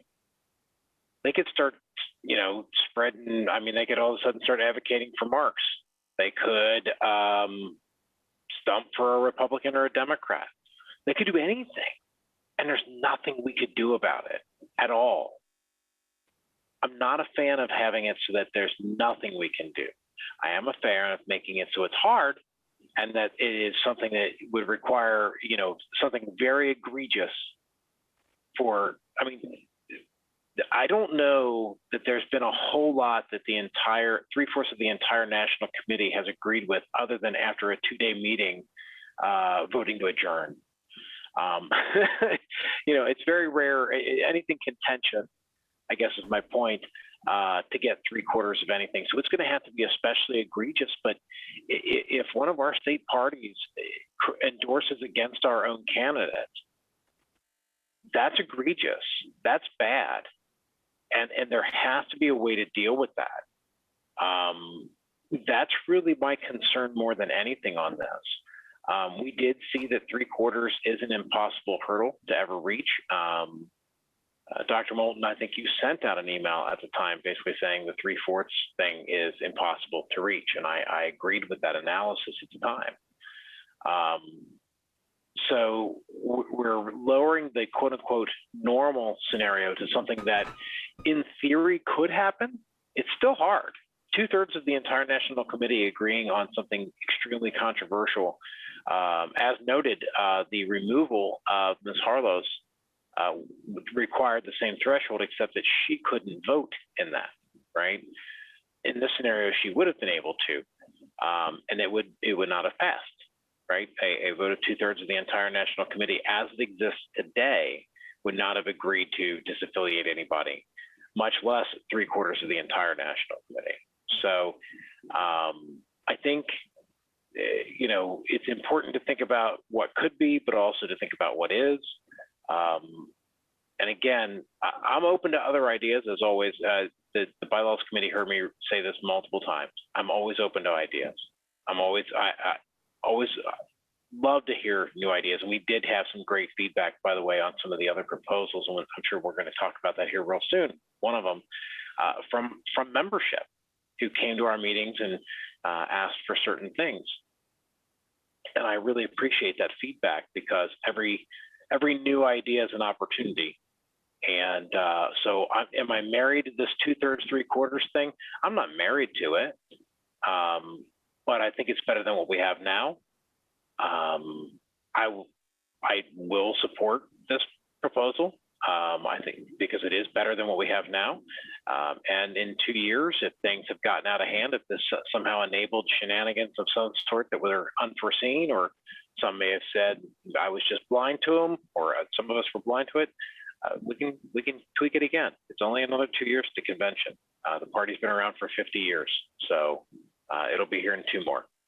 So another perspective I want to share on this is I currently serve in the Judicial Committee, and there have been this term a number of affiliate parties that have come to us with controversies, which is basically who is the correct affiliate party. So there's one faction that says, say, we're the Libertarian Party of Pennsylvania, and another that say, we're the Libertarian Party of Pennsylvania. And from the perspective of the Libertarian National Committee, who do they deal with? Like, who is their affiliate? Right. And in my opinion, the clean way of determining that is for the LNC to use this disaffiliation, this disaffiliation ability, or this disaffiliation power, and to say we disaffiliate this group or whatever group it is currently, and we affiliate this group we like that we think is a legitimate one. And that would be that might be politically contentious, but from a bylaws point of view, it's clean. Like you can't say like, oh, that's illegitimate. That's certainly a legitimate power that the LNC has.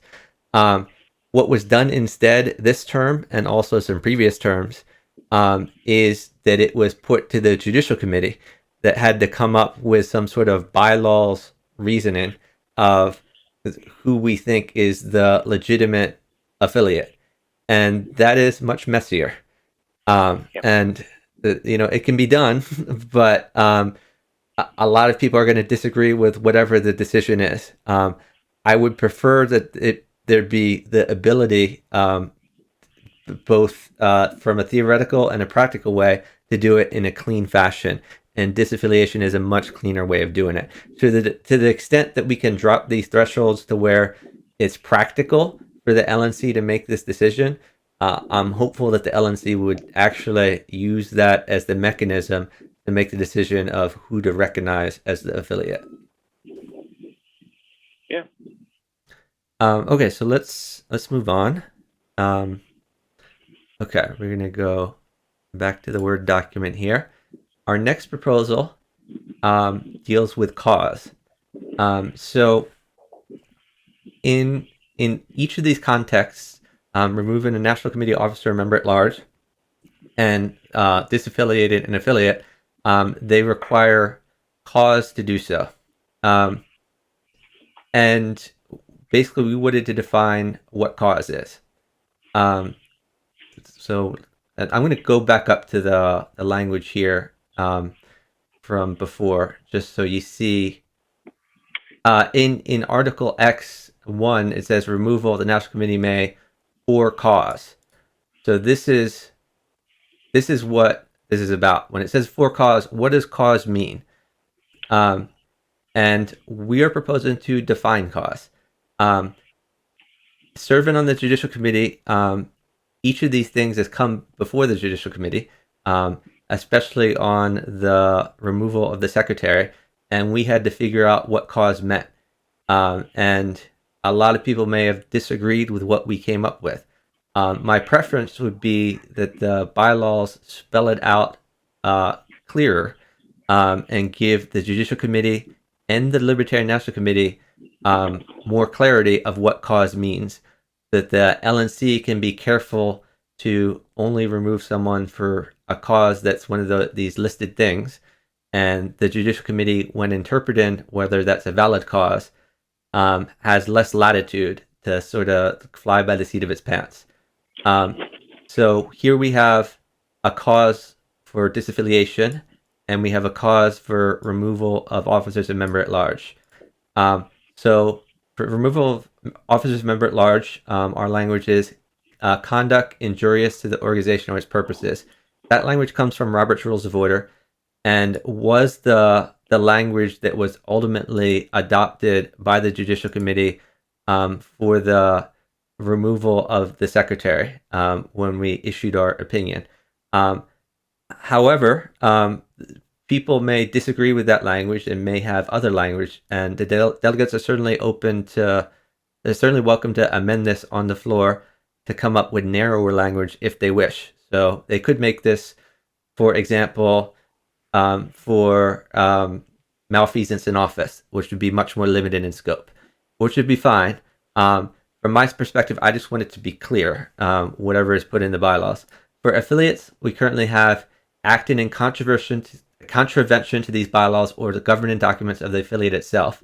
And the second clause, or the governing documents of the affiliate itself, would allow the LNC to remove an affiliate for not following its own bylaws and basically shenanigans at the affiliate level.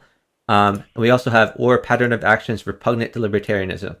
So an example of that might be a pattern on social media of saying things that are wildly out of sync with our ideology, whether that be collectivists or whether that be bigoted or things like that. There should be a way for the National Party to disassociate itself from a state party that brings the whole movement in a bad light. And so that's what that provision allows. But it wouldn't be like a one-off thing, like one random tweet. It would have to be a pattern of behavior that that aggregates to put the party in a really bad light. This repugnant to libertarianism itself. Ken, did you have some comments on this? I do. I think the main thing is to keep in mind, you may disagree with these definitions of cause, and that's fine. Today, cause is not defined at all. It is completely subjective in the bylaws, as far as the bylaws are concerned. As Dr. Moellman pointed out, they fell back to Roberts to get cause for officers or members at large, as the bylaws had nothing here. So I think that it is good that though delegates may think this is too broad, I actually think this is narrower than what we have today. And if they want to make it more narrow, I'm okay with that too. I just think that this is a good starting point for the conversation. And those that may have ideas on how to narrow that, if you wouldn't mind maybe tossing those ideas over to the bylaws committee so we can, kick it around and make it more bylawsy language, so we don't have to draft things from the floor. That would be nice. Drafting things from the floor always takes a long period of time as we correct all the grammar, commas, semicolons, and periods in capital letters. If you've got an idea on, some other ways, we can certainly work on making the language compliant and ready to go for your pending floor amendment. So I'm always happy.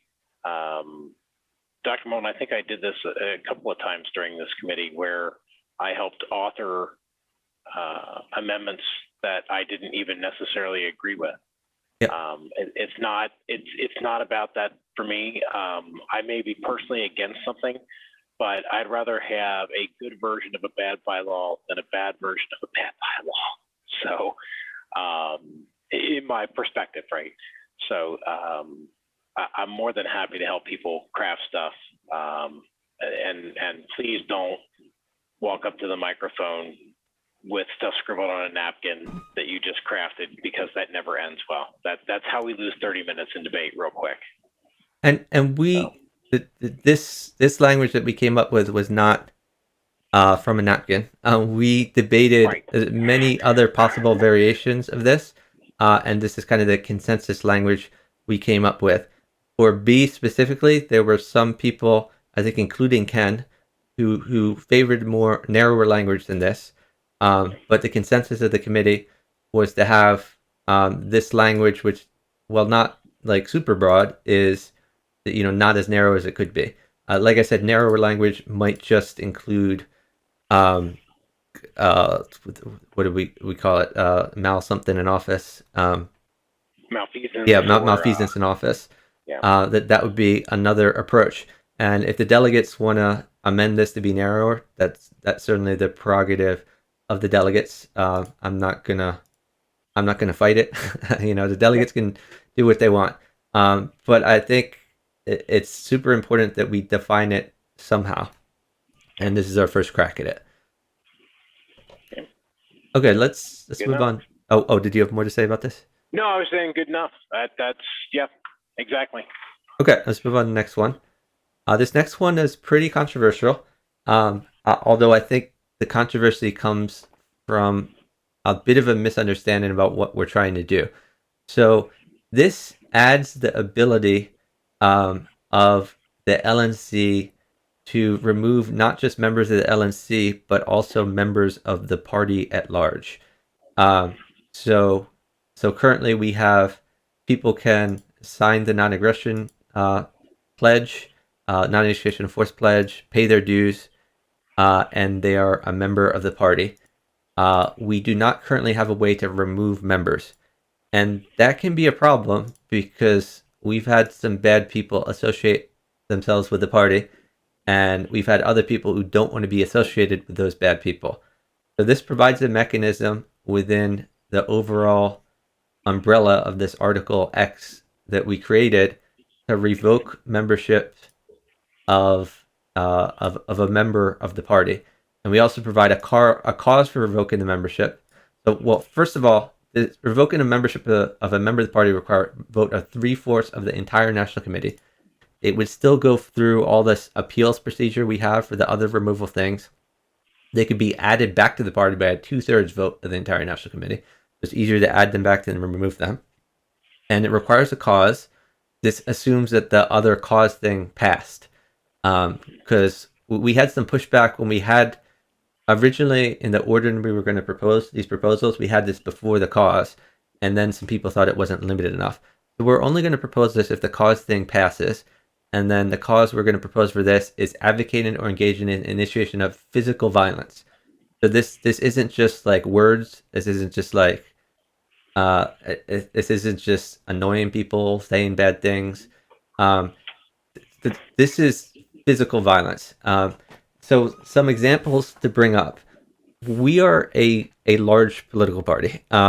We are the third largest political party in the USA. We currently have, how many members do we have, Ken? Something on the order of what, like 15,000? 15,000 dues paying, somewhere 15 to 20. Yeah, and we have many more than that who have signed the membership pledge over the years. I think we've topped out at maybe like 25, 30,000 members at one point in the party's history. And we have... I'm going to stop you right there and just note, that's dues paying members, because all you got to do is sign the pledge and you're a member forever. Right. So we don't even know how many people, I don't have a count of how many people have signed the pledge since 1971. Right. We don't know how many members we actually have, which, by the way, is why that other proposal is important. But go ahead. I just right. And every time somebody says, how many members do we have? And it's like, well, what metric are you measuring it by? In addition to that, though these aren't strictly like party members, we have registration by party in many states in the U.S. Pennsylvania, for example, we have 50,000 people who are registered Libertarian voters. This doesn't necessarily affect registered Libertarian voters. The reason I'm providing these big numbers is when we have a lot of people, there's bound to be a few bad apples in there. Yeah. And we've had some bad apples who have associated themselves with us. So to provide examples, we have had party members who have gone on to commit murder, for example. And we could have newspaper articles out there that said, so-and-so Libertarian Party member, or so-and-so Libertarian Party activist killed his wife, or I don't know, or shot his coworker, or so forth. That's not a media story that we ever want to see. We want to be able to call up that newspaper and say, no, that person is not a Libertarian Party member. We have ejected that person. We want nothing to do with that person. It's not just murder. We have very recently, and that's kind of what brought this issue to a head, we had a party member who was a candidate for political office as a Libertarian who went off the deep end and started saying a lot of misogynist stuff, and eventually it culminated in him kidnapping a child and was very appropriately sent to prison for kidnapping a child. Many of us want nothing to do with that person and do not want the party associated with something that's repugnant to our entire party platform and ideology. We do not support or believe in violence. So we want to disassociate ourselves from violent people. That person was a lifetime member of the party, and the National Party has no mechanism in our current bylaws for revoking membership. So still a lifetime member of the party. We would like to have a way to change that. At the state party level, he was ejected from the Libertarian Party of Virginia, appropriately so. And by the way, they ejected him even before this kidnapping. They ejected him because he was threatening the state committee to show up and commit violence against them. So this is not someone that we as a party want to associate with. To provide some other examples, we have had people who have joined the party from prison, people who have committed violent crimes and have access to mail and have access to $25 and mail in a check and say, I think I'm a libertarian. We don't necessarily want members from prison. And again, there's a distinction between violent and non-violent crimes. If someone's in prison for smoking pot, join up. We'd love to have you. Yes. We think everyone should have the right to take any recreational drugs, do what they want with their body. If you're in jail for dodging the draft, sign on up. If you're in jail for anything other than actually hurting somebody, right? I mean, that's the point of this clause down here, right? Is that if what you've been arrested for, the only person that could have been harmed was you, right? Then the state has no claim to prevent you from hurting yourself. It's your life, it's your body. You do what you want with it, and I can say, hey man, you're hurting yourself, but I certainly don't think the state has a right to jump in and arrest you for it. And unfortunately, there are many victimless crimes, and I don't mean to get us on a tangent here. Only to state that this specifically, by saying advocating for or engaging in the initiation of physical force or physical violence, excludes all those silly things, right? The got caught with marijuana that was 1 ounce over the limit to be considered a dealer or whatever, right? Or some fraction of an ounce or whatever. I don't use marijuana, so I don't know how that's really done. But the point is that, that's a silly crime, right? Nobody was hurt by doing that. It's also not violence. And that's why we have this cause here. We also do have advocating for it. It's not just engaging in. So, right. So if someone says, "Hey, let's all get together and I don't know, shoot a bunch of people," that's advocating for violence. We want nothing to do with that. So that's what this is intended for. Unfortunately, this bylaw was widely misinterpreted. This proposal. Because we have had state affiliates who have purged a bunch of their political opponents for reasons that don't fall under this rubric, have not been advocating for violence. And people have thought that this bylaw could be misused to purge a bunch of people at the same time who the existing National Committee happens not to like. And Ken and I don't think that this language as written allows that currently, in part because of the cause that's included, in part because of the other sentence we brought up before that says revocation motion may have only one person or affiliate as its subject, which again I'll highlight right here. So we don't think this can be used for big purges. I do understand how this may be the camel nose under the tent, even if this bylaw itself is innocuous. Like a future convention could change this language if it were adopted to open it up more. Like that's possible.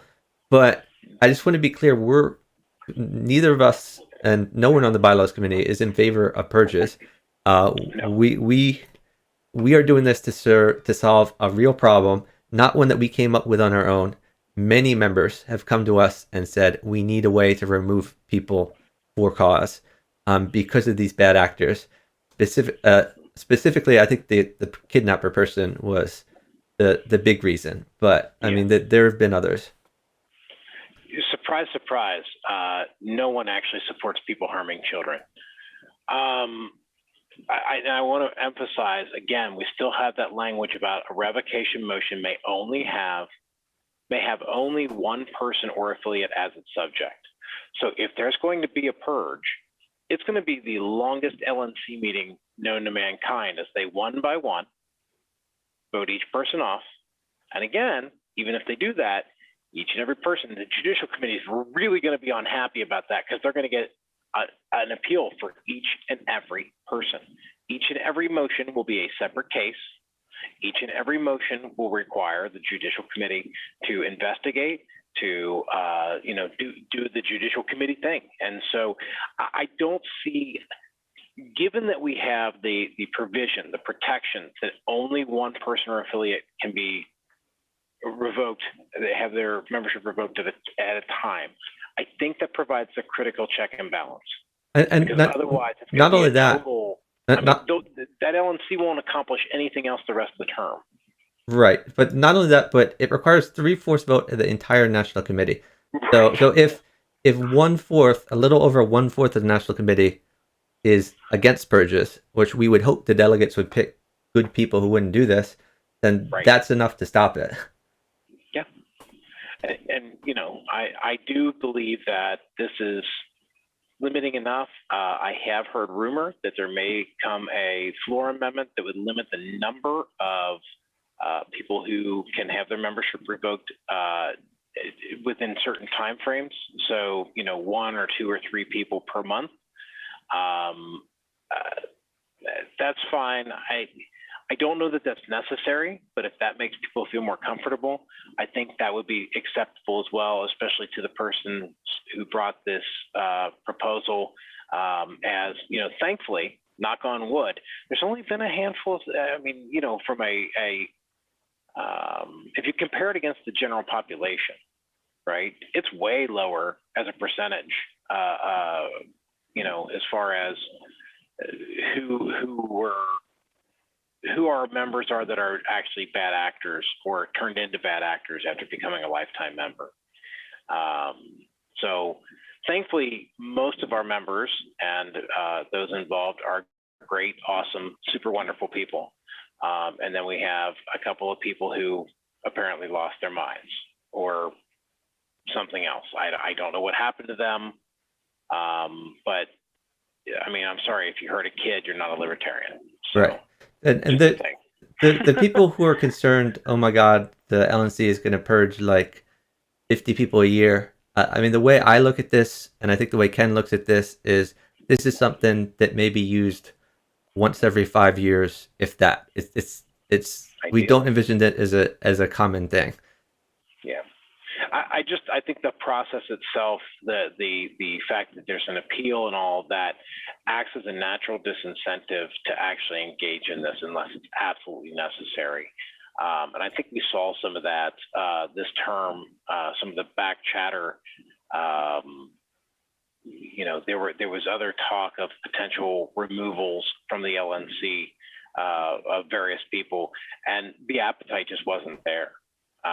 The officer removal that occurred was traumatic, not just to the officer, but to the whole board. And that's a thing in reading up on these types of scenarios. That's absolutely a real world thing. I don't know what this board would do if it were reelected. It won't be constituted the same because a number of us aren't running again. But I do think the lessons of this board will resonate for a while. And I think any future board will likely be very hesitant to remove members, whether that's of the LNC or of the party, unless they absolutely deserve it. And again, as you noted, 3/4 of the entire committee. Good Lord. On something controversial, it'll never happen. On something that's a slam dunk, well, cool. I would hope that the next LNC will be against people who hurt kids. And I hope that if we give them the power, that they will take action to remove specifically the one member that we know who has not only tried to harm children, but has advocated that others do the same because they've lost their freaking mind. Yep. Okay, moving on. Next proposal is also within that umbrella of the new Article X. This would change the length of time needed to file various appeals. So it shortens. First of all, we use multiples of 7. That is basically weeks instead of random numbers here. Secondly, we shorten these windows in each case, basically because when this bylaw was originally written, it envisioned the Judicial Committee either meeting in person or conducting business by postal mail. When the JC can meet electronically and has email and has Zoom calls available, a lot of this can be done a lot quicker. And having served on the Judicial Committee many terms, I can tell you that our hearings can be scheduled quicker. Our opinions can be written quicker. There's always going to be 1 or 2 people on the Judicial Committee who will drag their feet no matter what the deadline and will wait till the last possible day. So to the extent that you make the last possible day earlier, you just make these things go quicker so we can get it over with. So that's the reasoning for us shortening these things. Ken, did you want to comment on this? Just to add on, people have different priorities in their lives. People like me have to prioritize by due date. Reducing the due date will increase the priority. That's just a reality of life, right? We all have to juggle multiple things, and it's all a matter of what do I have to get done next. I think it is actually better for the organization to adjudicate and resolve pending issues as quickly as reasonably possible, right? Still need some time to think about things, collect evidence and whatnot, but yes, we have the internet. We don't need snail mail to do this work. And the parties themselves have been frustrated with the length of time that the Judicial Committee takes in the cases we've had recently, because there are people who wanted to make decisions that cost like a significant amount of money and time based on what the Judicial Committee said. One example that we did not get to resolve at all, let alone quickly, was there was a recent controversy of which Massachusetts affiliate is the real affiliate. And both of those entities wanted to have state conventions. And being on the JC, I tried to advocate, let's have this hearing as soon as possible so we can make a decision before these state conventions so people can choose which state convention to go to. The longer it drags on, the more you miss these deadlines and people don't have the information they need to make decisions.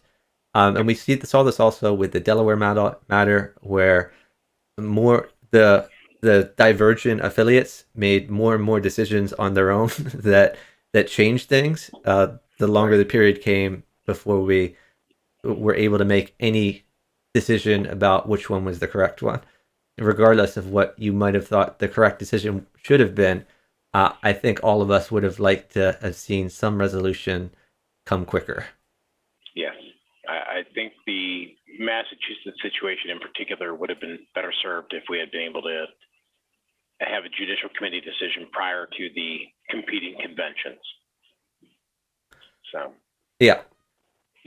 Okay. So let's move on. So that was the last one of the Judicial Committee, the removal stuff, and then I have a list here of what it would look like if everything was passed, all of it put together here, and you see that the resultant paragraph is still the resultant new Article Act is still quite readable, and it's clear, and even with these changes, it is. I think it's a clear document that provides 1, 2, 3, 4, 5 steps. So I think all of these are good ideas and would be a step forward to the party. I highly doubt that the delegates will pass all of these. They might pass none of them. We'll see. But I'm proud of the proposals we put together. Likewise. Okay, so the next one is delegate list. So. Hey, Chuck, if I could jump in here real quick, I just want to re-emphasize, don't let the perfect be the enemy of the good on that. I know everybody wants to tweak a little here and a little there. Some people wanted to give the Judicial Committee more time if they chose to go 7 to 40 days, for instance. I want to encourage people, again, don't let the perfect be the enemy of the good. I do believe that these are good. Are they exactly what I proposed? No. Are they exactly what Chuck proposed? No. They're not exactly what anybody on the committee proposed. This is good, right? It's not the perfect in anybody's eyes per se, but it's good. And I just want to emphasize that it would be, I believe, good for the organization to not let the perfect be the enemy of the good. Sorry, I just wanted to re-emphasize that point. Yeah, I completely agree with Ken on that. So the next proposal we're going to look at is the delegate list. So our current language says that any member of the party, which by the way doesn't even mean that you have to pay the $25. It's just anyone who signs the pledge. It says upon request and payment of copying and mailing costs, but really there are no payment of copying and mailing costs because it's all done electronically. Basically, you email the Credentials Committee chair and say, I'm a member. I want a list of the names and addresses of all the delegates.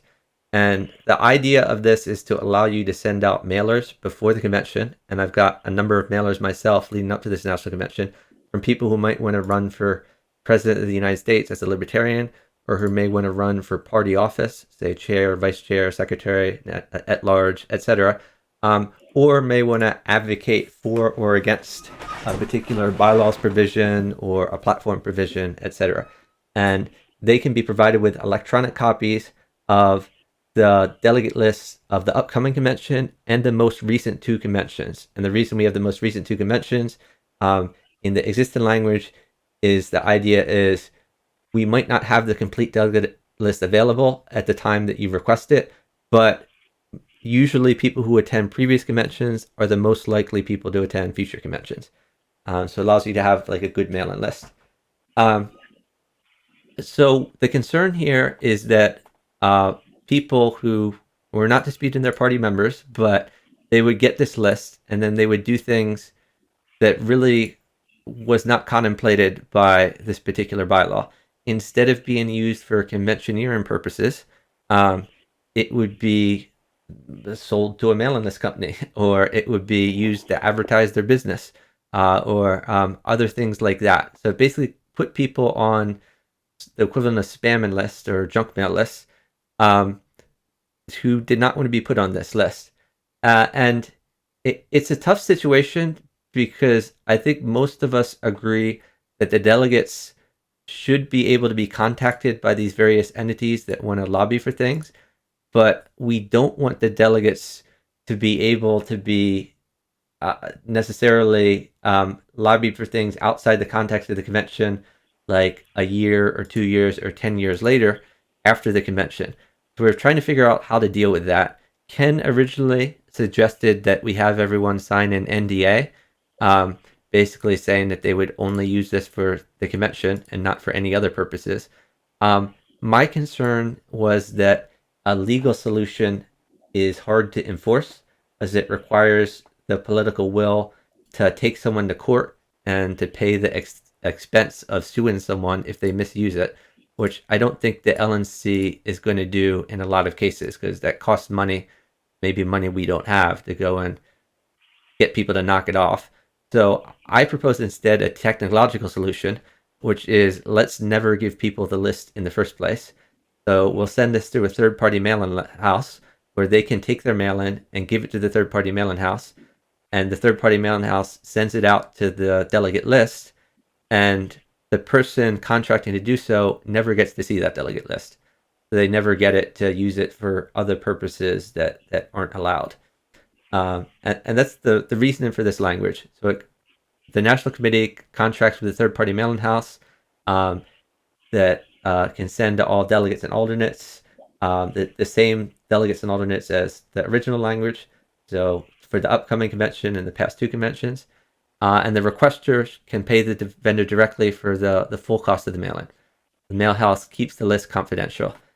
So that was the solution we came up with, which is not a perfect solution, but in my opinion, it addressed a lot of the controversies. And I should mention, by the way, that the existing language only really refers to mail-in addresses as far as postal mail, but in the past, the Credentials Committee has either accidentally or on purpose given out email addresses sometimes and not other times.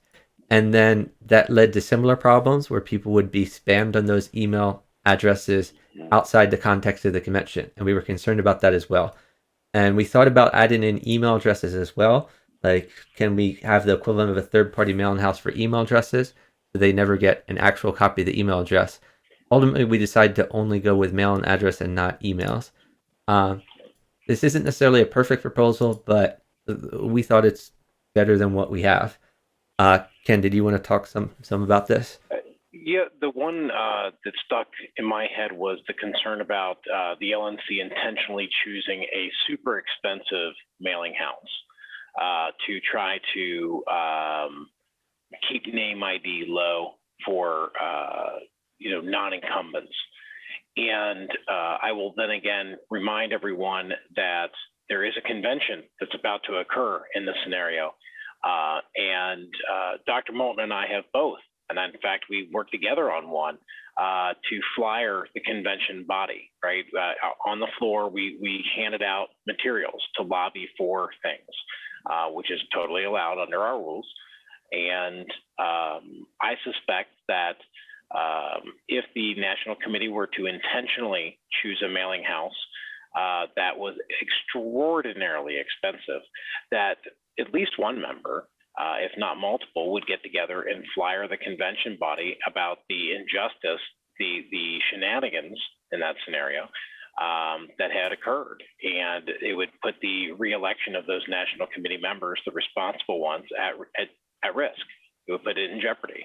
So I think there's a natural check and balance here as well, that the concern about an LNC trying to game the system, there are always ways around. And at a minimum, it is flyering the convention hall and giving every delegate a piece of lit that explains. I mean, I could already see what I would do. I'd take a photocopy of the email or print out of the email where they told me it was $50,000 or whatever ridiculous sum, and say, you know, this is irresponsible. The National Committee is keeping you from being informed. I mean, I know how I would already respond to that kind of thing. So, and I'm sure I'm not unique there. And somebody may even come up with something even more creative. The point being is there is a check and balance there, and it's the convention itself. And that National Committee members seeking to be reelected would not engage in such shenanigans, or would do so at their own peril. Right, I agree, and there, like I said, this is not a perfect proposal. I've heard some other potential problems with this proposal as well, but on the aggregate, I think it's better than what we have. So some other complaints I've heard is if I'm a candidate for the LNC, maybe I want to write a personal note to each person and sign each thing, or put a little post-it note on them, which would be hard if you're going to a third-party mail-in house. I mean, that's a concern. There's the concern of maybe the LNC will put its thumb on the scale, and you brought up this concern, Ken, and I thought that it was too out there to throw in the proposal, but there's a bunch of members who brought up the same concern, which is that the third-party mail-in house, because the LNC picks it, the third-party mail-in house would like the LNC, so they would funnel information to the LNC, like these particular people are sending out these flyers, and then the LNC would have that insider knowledge to use to their advantage. And so the LNC might know about flyers from minority viewpoints and be able to put out response flyers, whereas the minority viewpoints would not get to see the LNC flyers in advance.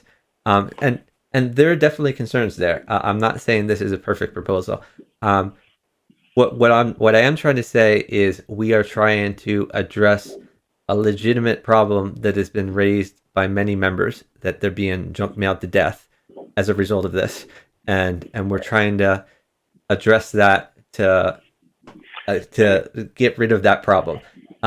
This brings up some other problems. As I said, it's not a perfect proposal. I think it's better than what we have. And I'm certainly open to language that makes it even better. Yeah, but also don't let the perfect be the enemy of the good. We'll just keep hammering that one home. Yep. Okay, let's move on to the next one, I guess, unless you have more to say about that. Nope. Okay, the next one we have is Proposal P, Arbitration Panel for State Bylaws Disputes. So the reason this came up, I currently serve on the Judicial Committee.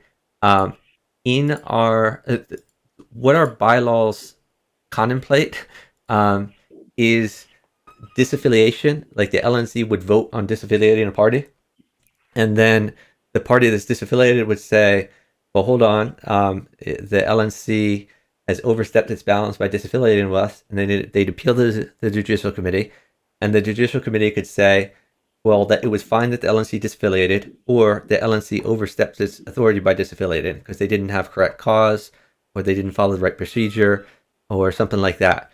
That's what's contemplated by the bylaws. What has happened over the last decade or so, especially the last year, is there's been some disputes of what is the correct affiliate leadership. So there'll be two groups claiming to be the affiliate. As I said a while ago, in my opinion, the clean way of resolving that would be for the LNC to disaffiliate and then affiliate with the one that they think is the correct one. That's a really clean way of doing things. But because the threshold for disaffiliation is so high, and because the LNC often doesn't want to wade into disaffiliation because it can be a very unpopular thing to do, usually the LNC will punt this issue to the Judicial Committee and say, you guys decide. And then no matter what the Judicial Committee says, the LNC will be angry at the Judicial Committee and say that we've overstepped our authority and done some crazy things. So the question is, does the Judicial Committee currently have the power to arbitrate affiliate bylaws disputes? Being on the Judicial Committee, I have ruled repeatedly that we don't. Basically, that the Judicial Committee can help decide what affiliate the LNC recognizes, but regardless of what decision we make, that doesn't change the fact that there's still going to be two groups claiming to be the affiliate in the state, and it's not going to change who has the ballot access in that particular state, who has the party assets as far as the website, bank accounts, etc. in a particular state. So the two places that's come up recently are Delaware and Massachusetts. In both cases, there's two groups claiming to be the affiliate, and one of the groups has ballot access at like a line on the ballot so that they can put people on the ballot without collecting a whole bunch of signatures to do so. And one of the groups has bank accounts that have existed for a decade and has websites that have existed for 2 decades, and the other group doesn't. And usually the group that doesn't believes that when the Judicial Committee makes a ruling, that if they rule for the new group, that the old group will say, oh, our bad. Turns out we aren't the right affiliate. Here's the ballot access. Here are all of our bank accounts and so forth. In reality, I don't think that happens. But yeah, so the question is, does the Judicial Committee have the authority to arbitrate these state disputes about who is the right affiliate? This proposal would explicitly give the Judicial Committee the authority to make those decisions. And several cases that came before us, I had opinions about what I would do if I were on the Judicial Committee of that state party that may have been very different than the opinion I had on the National Judicial Committee. As my opinion on the National Judicial Committee was, we're just deciding who the National Committee recognizes, and I'm bound by what the bylaws say. I don't think we have the authority to go beyond that. Whereas if I'd been in that particular state party, I would look and I say, well, this group is clearly wrong to this other group, and I think this group has been in the right and this group has been in the wrong. But this is also kind of a matter of power, because who gets to decide what the state affiliates bylaws mean? Is it that state that interprets its own bylaws, or does national get to interpret the bylaws of that state? Anyway, the whole point of this proposal is to give the Judicial Committee clear authority that it may or may not have right now. If it does have right now, then it's certainly unclear. And this gives it the ability to arbitrate those disputes. So personally, I could take or leave this particular proposal. I am definitely for clarity. Whether I think the Judicial Committee should have this authority, honestly, I think it shouldn't have this authority. But I prefer clarity to the current situation where the bylaws are very unclear. Ken, do you have some opinions about this? I agree with everything up until the point where you don't support it. I actually do support this, and I'll tell you the reason why I support this is that the alternative, and even with this, right, there's always the court system. We try as an organization and our philosophy to resolve matters on our own without involving the state. I think this gives us an avenue to do that. Now, whether after this process occurs, one of the groups wants to go to the state, then there's really nothing we can do to stop them from doing that. But in theory, anyway, the Judicial Committee has done an investigation, because that's what is here, right? Or alternately, and one of a suggestion from one of the members outside the committee, members of the party, was if they agreed to an alternate arbitrator, which is a good addition. If they Yeah, and want to go to we private did arbitration, add that cool. language. Yep. It's unless affected parties agree to an alternate arbitrator. So if Right. all the parties agree, we don't want it to go through the judicial committee. We want it to go through this other person we trust, this other body we trust. They can do that. Yeah, and that's cool. I mean, the goal of this is to make these things not take a decade. We had at one time a very lengthy, decade-long fight in one of our affiliates that I personally, got thrust into a few times in various capacities just because I floated in and around national, and I don't live in that state. I've never lived in that state. I've only been to that state one time in my life. Yet somehow I'm, being asked to decide things, and the issue just kept coming up. And I do believe that it is important to get it over with. You could say it's ripping the Band-Aid off, whatever analogy you want to use, metaphor you want to use. I think that the longer you let this stuff fester, it only harms the actual growth of the party throughout that period of time. And so I am all about the ability, especially the 3/5 of the national sustaining members, being able to petition. If 3/5 of the members are just fed up with the nonsense, right? They just want an answer. I think that's something that helps as well, because unfortunately, not all states have a provision that gives the members the ability to demand that the nonsense end. And I say nonsense. A lot of times these are issues that come from bad bylaws. They're issues that come from legitimate concerns. I'm not trying to denigrate the concerns themselves, but you can't let this stuff fester for a decade. I mean, it is directly taking away from our mission, which is to grow our membership, grow our party, and win elections, if we're literally fighting over who's in charge for a decade. So I do favor this. I voted in favor of it, and I would support it. Do I think it's perfect? Again, no. But I do think it's better than what we have now, which is the murky, unknown. Do we have the authority, as you mentioned, Dr. Moulton, do we have the authority to, the JC have the authority to wade in? Does the National Committee have the authority to wade in? What do we do, when there is a dispute, and who gets data, right? Who gets the party data?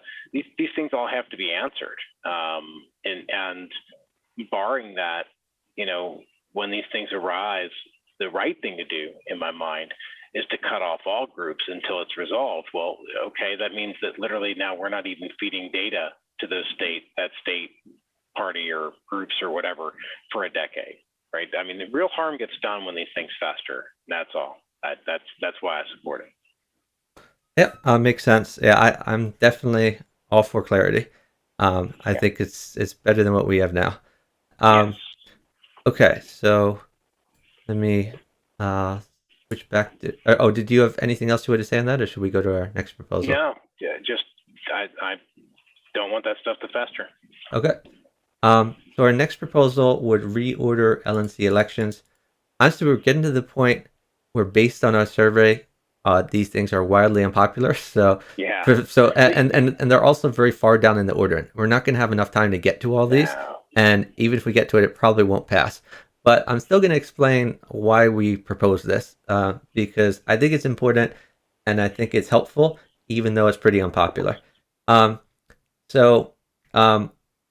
The current, the way that our bylaws are currently interpreted, we have an agenda, a set agenda for what we do at our national convention, and part 8 of the agenda is election of party officers and at large in the national committee. What has been done in practice is that they first elect the chair, then the vice chair, then I forget if it's the secretary or the treasurer, and then the other one of those two, and then at-large members of the National Committee, and then and it used to be, and then they would do the Judicial Committee. 2 years ago, I think, maybe 4 years ago, we got that switched around. So the Judicial Committee happened before the National Committee. And the reason we did that was because we found in practice that people who ran for the National Committee and lost would say, oh, I'm just going to run for the Judicial Committee. So the Judicial Committee was often made up of people who didn't really seek that particular position, but it was just kind of a consolation prize for that. By switching the order of National Committee elections and Judicial Committee elections, we've got people who really wanted to serve on the Judicial Committee and preferred that to serving on the National Committee. So we got people who really were interested in those positions. Similarly, often people will run for chair or vice chair of the National Committee, then lose, and then run again for at large. Or sometimes they'd even run for chair, then lose, then run for vice chair, then lose, then run for maybe treasurer or secretary, then lose, then run for at large. So we had people repeatedly run in for positions over and over again until they could finally win something, or they might just lose them all. We wanted to avoid that by making at large less of a consolation prize. And we wanted people to actually be strategic and pick the position that they want to run for, that they thought they could win. And we thought that would result in one of the problems we saw is it was actually an effective way to win an at-large position, to run for positions repeatedly beforehand, because you would get more speaking time. You would get a nominated speech for chair of like 5 minutes, and then you would get a nominated speech for vice chair of 3 minutes, and then of secretary for another 3 minutes, and then another like minute or 2 minutes for at large, and it gave you an advantage over other people running for at large who only had a 1 minute speech, and that just didn't seem right to a lot of us. So our proposal was to flip the order. So first you do at large, then treasurer, then secretary, then vice chair, then chair, which obviates that problem. And again, this turned out to be very unpopular because there are people out there who like the fact that there might be two great candidates for chair, and they liked the fact that the person who didn't win chair could serve as at large because they thought those may be good people. Ken, do you want to talk about this a little more? Yeah, I think the consolation prize and the abuse of stage time are absolutely the key things, and I think it was wildly unpopular in our survey, which is interesting because in the years past, it's been like the number one thing people have complained about that I hear coming out of convention. And I think that in part it's because we do have a lot of newer people this time around at the convention. I suspect, and when we talked about this in the committee, I asked that we leave this in the report, not necessarily that it's going to pass this time, but that people think about it, and then after after they've been to 2 or 3 conventions and see that people are using the chair and vice chair races just to win at-large seats, and that's like, as you pointed out, Dr. Moellman, a absolutely legal strategy under our rules today. You can really abuse the process, and in a presidential year, you can actually run for POTUS and VPOTUS as well. Right. And so I think I figured out that somebody could take up to 59 minutes on stage under our rules. And honestly, it's something like that. It's a long time. It's even more than that, because sometimes people abuse, and it's hard to code this into bylaws, but some people abuse it by, they'll have a friend run for chair, and that person will get up to speak, and they'll say, I was going to run for chair, but I'm just going to use this 5 minutes to endorse my buddy, and then withdraw from running for chair. And we've seen that happen, which is very abusive. Right. So I certainly understand the counter argument that, there are definitely times when we have had in the past people, 2 or even 3 great candidates for chair that people want to see on the LNC one way or the other. They may not agree with them as, their vision for chair, or whatever reason they chose somebody else, but, would like to vote for them again. And I certainly understand that, and I sympathize with that. process has become pretty abused. And so open to ideas. And again, I don't think it'll pass this convention, but I did ask that it be included just so that people would read it and think about it. And in 2 or 4 or 6 years, when our influx of new members get tired of that same abuse, at least they've seen this before. And I do want to point out, by the way, that even with the language that I'm going to bring up the language again, even with the language we have here, it's possible if there's 3 great candidates for chair, in theory, those 3 people could all run for at-large, be elected at large, and then run for chair later. And then if they get chair, they would resign their at-large position and just take the chair position. That's possible under this scenario.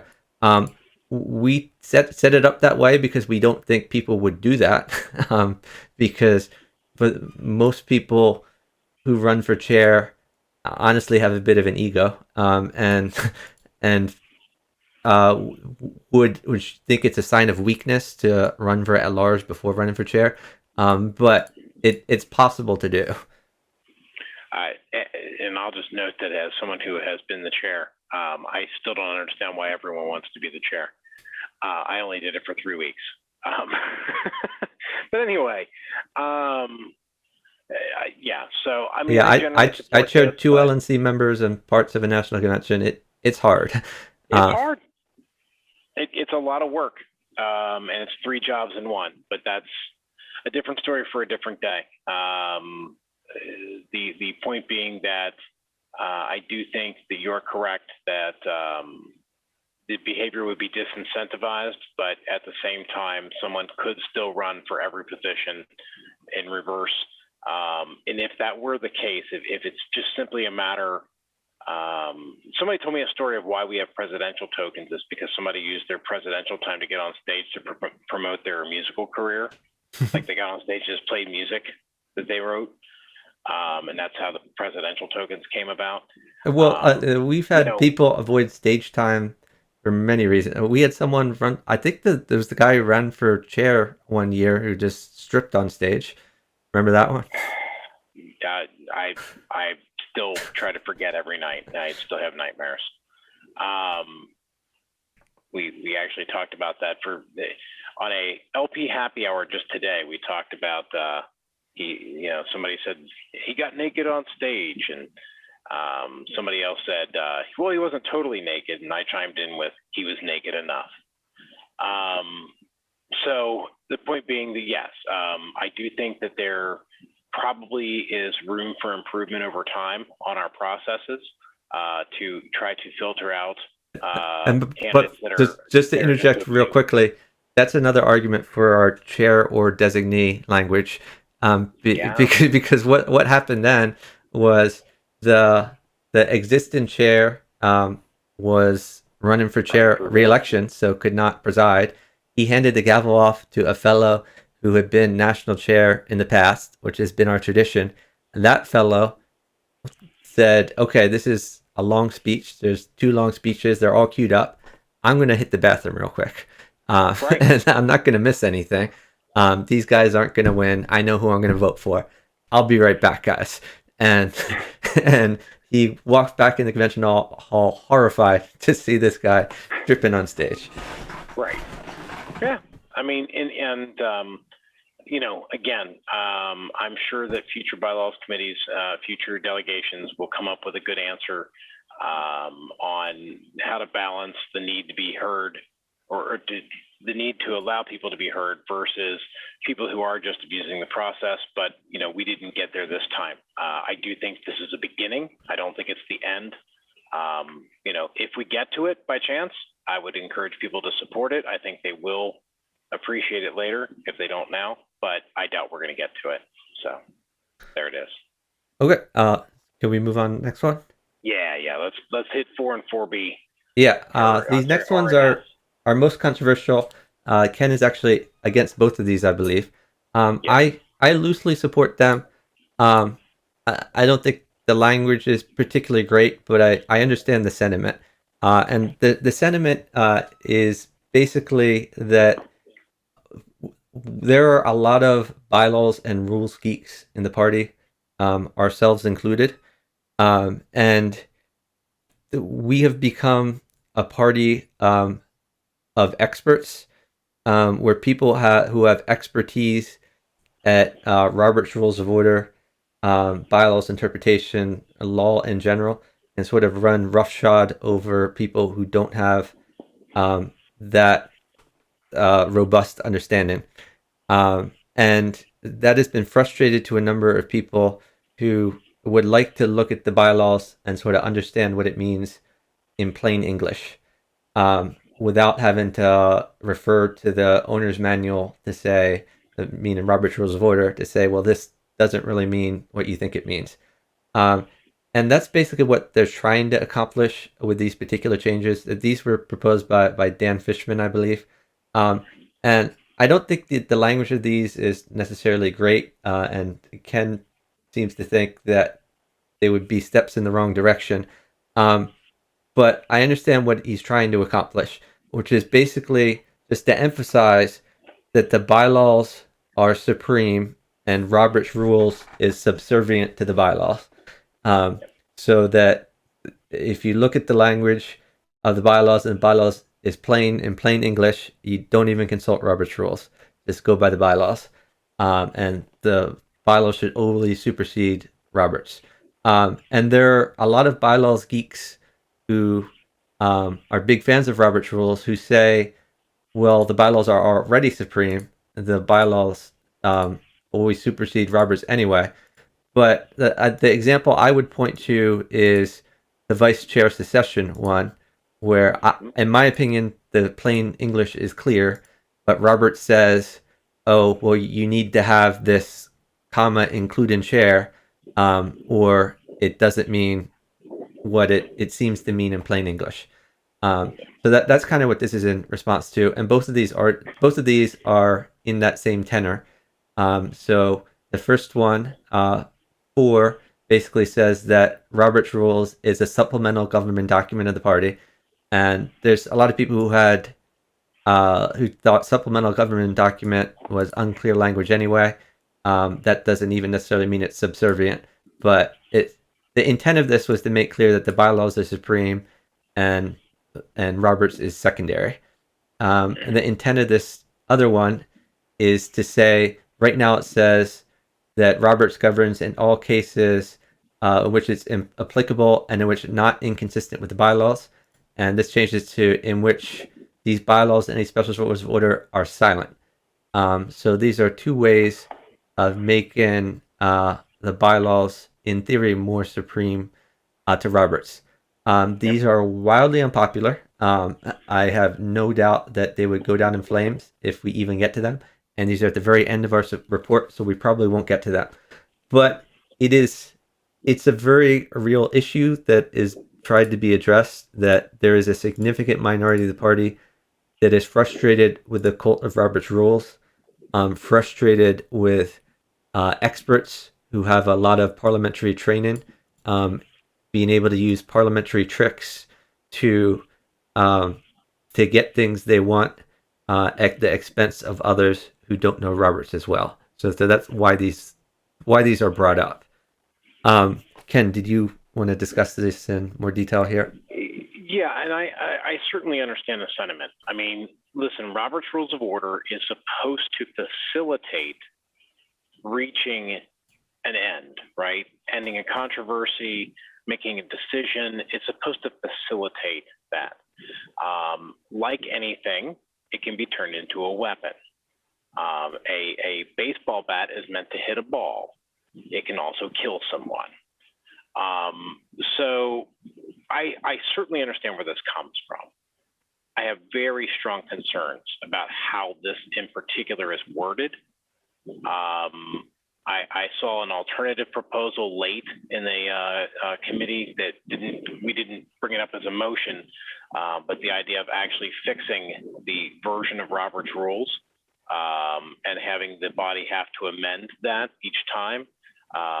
It's still a little bylaw geeky, but at least that way the rules are not being altered outside of our body. We get full control and understanding. Just to be clear to those who may not be aware, our current bylaws adopt the current version of Robert's Rules of Order, and a new edition comes out maybe every 10 years or so. So the concern is, what if Roberts changes something and then it would apply to us automatically, and maybe instead we should have to affirmatively change from one version to another instead of automatically using the most current version.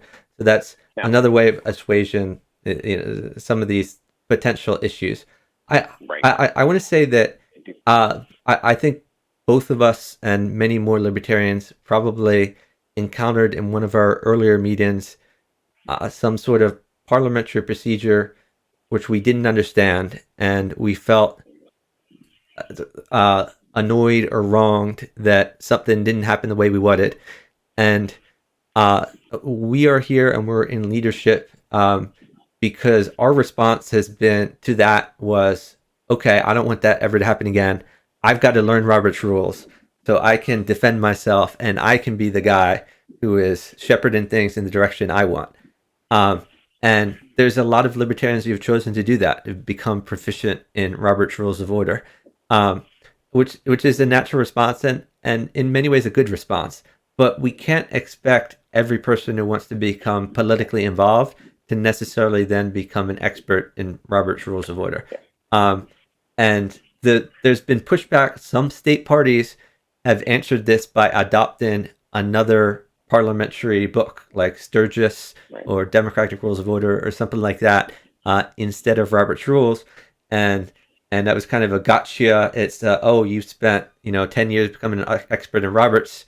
Now you got to throw all that out the window. We're using this different book, and there's been some proposals in past bylaws committees that let's just adopt Sturgis, which didn't make the floor, but it's been a recurrent thing that's come up from people frustrated by experts who they think are misusing their expertise, not in the fiduciary duty of the party, but in furtherance of their own agendas.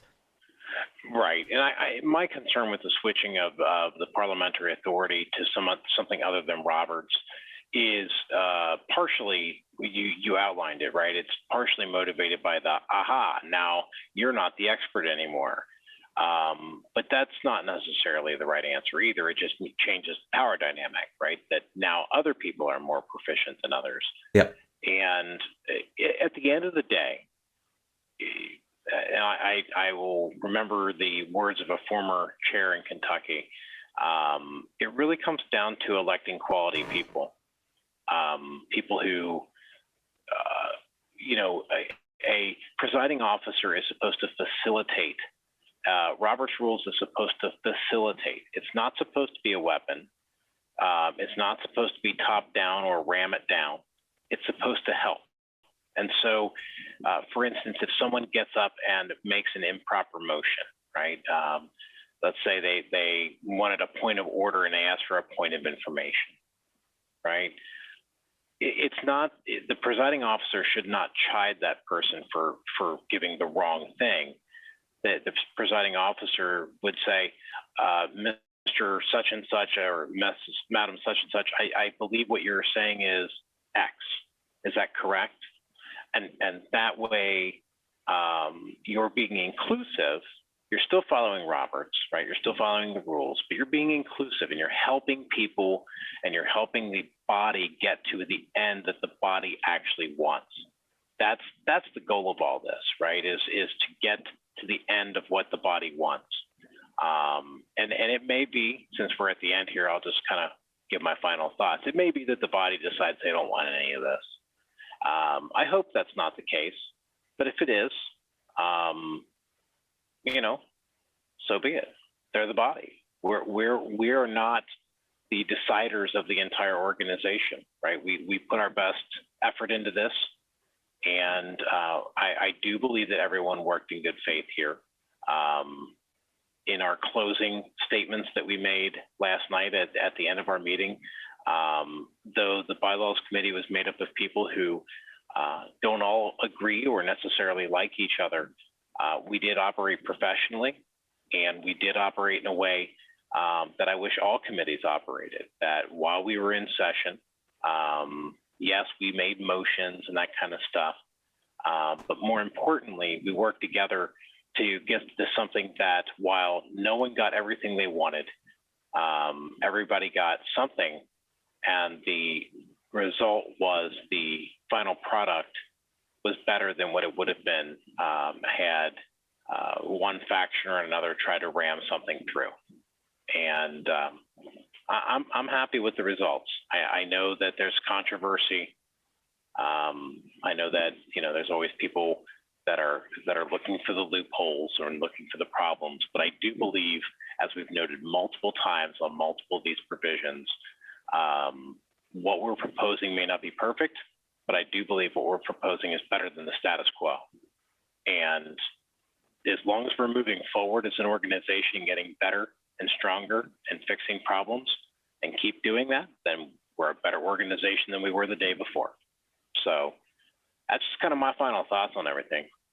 Yeah, I completely agree with you. I will say that, number one, I've served on a number of bylaws committees. I served, I think, since, I forget, 2008 or probably 2010 was my first bylaws committee.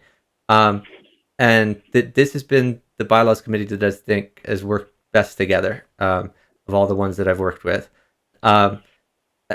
We all respected each other. We listened to each other, and we were able to come to consensus on a number of these proposals. And I've been asked by a number of people, why aren't there minority reports? The bylaws committee is certainly empowered. Any two members may join together in a minority report. And I think the reason we don't have minority reports, I mean, we could still potentially have future minority reports, but I don't think we'll have any minority reports. I think the reason is I've served on bylaws committees in the past where I've authored minority reports and I've advocated for minority reports. And I've done that because I felt that the committee didn't listen to me. The committee sidelined me and sort of rammed through its idea that was in contravention to mine. This committee, I felt that I was heard, even if I didn't necessarily totally agree with every end product. I felt that we all worked together. There was give and take to listen to the concerns of everyone, and we were able to put together a good product that most everyone agrees with, and that everyone is proud of. Yeah, no, it's an interesting thing. I thought it was going to be a rougher committee, and actually, it was actually pretty pleasant. I should say, by the way, that this probably also has a distinction as being committee with the most resignations. There's a lot of committee turnover. I think Ken started out as like third alternate, something like that, and is now a full committee member and I think we have 2 vacancies. So we're down to 8 committee members. So we've had something like 5 resignations. So it may be that the people resigned might have been, less collegial. I don't know, but I think that most of them are good people too. Awesome people. I don't know about that. I think this entire term of the LNC has been interesting. I think part of it is that I've come to believe that each LNC and obviously the LNC appointed the position I'm in, as well as some of the others. And I think almost all the resignations came from LNC appointed seats, actually. Right. I think you're right about that. The reason that I said that is I think the people who resigned tended to be people who had a more, I don't know how to classify it. They had an idea of where the party wanted to go, and when they felt the party was not going in that direction, they felt that they should disassociate themselves from the party and go their separate ways. I think that meant that the people who were left were people who were more willing to work with people of other viewpoints and were going to stick around. And I think that did lead to a more collegial body. I'm not saying any individual person wasn't collegial, or any individual person was hard to work with, or anything like that. But uh, I do think the people who left are people who have demonstrated by the act of staying that they want to work together and are here to stay, um, and yeah, just want to make the party better. Yeah, and I was going to say, I mean, I respected everybody who was there before as well. Yeah, I, I just, I don't know. I, I'm one of those people that even though I disagree with somebody, I can roll with it, you know. yeah, So me too. yeah, I work with most anyone. yeah, Yeah, I think we had a very good committee, both before the resignations and after resignations, and I'm very proud of our final product. And I'm, I hope we can pass a lot of these proposals. But even if we can't, that's the will of the delegates. I think we've put our best foot forward, and it's now going to be in the hands of the delegates. But we're yeah, certainly open to questions from the delegates. We're open to talking with the delegates if they have concerns about these proposals. That's the whole point of putting out this video, is to explain more, because there have been a number of other people who have put out their own videos or podcasts criticizing our bylaws proposals, and we just kind of wanted to give our side so you could see where we're coming from here. yeah. And we're going to have another meeting immediately preceding the national convention where we've already adopted our report. It's very unlikely we will make any changes to the report, so it will probably be more of a question and answer session. And even before that time, if you want to contact us directly by email or Facebook or whatever with any questions, we're more than happy to hear from you. Yeah, I mean, we will be there on site Thursday, and they do have the training, by the way, going on Thursday too. So if you're in town on Thursday in Reno for the convention, stop by the bylaws committee, and we'll be happy to answer any questions. And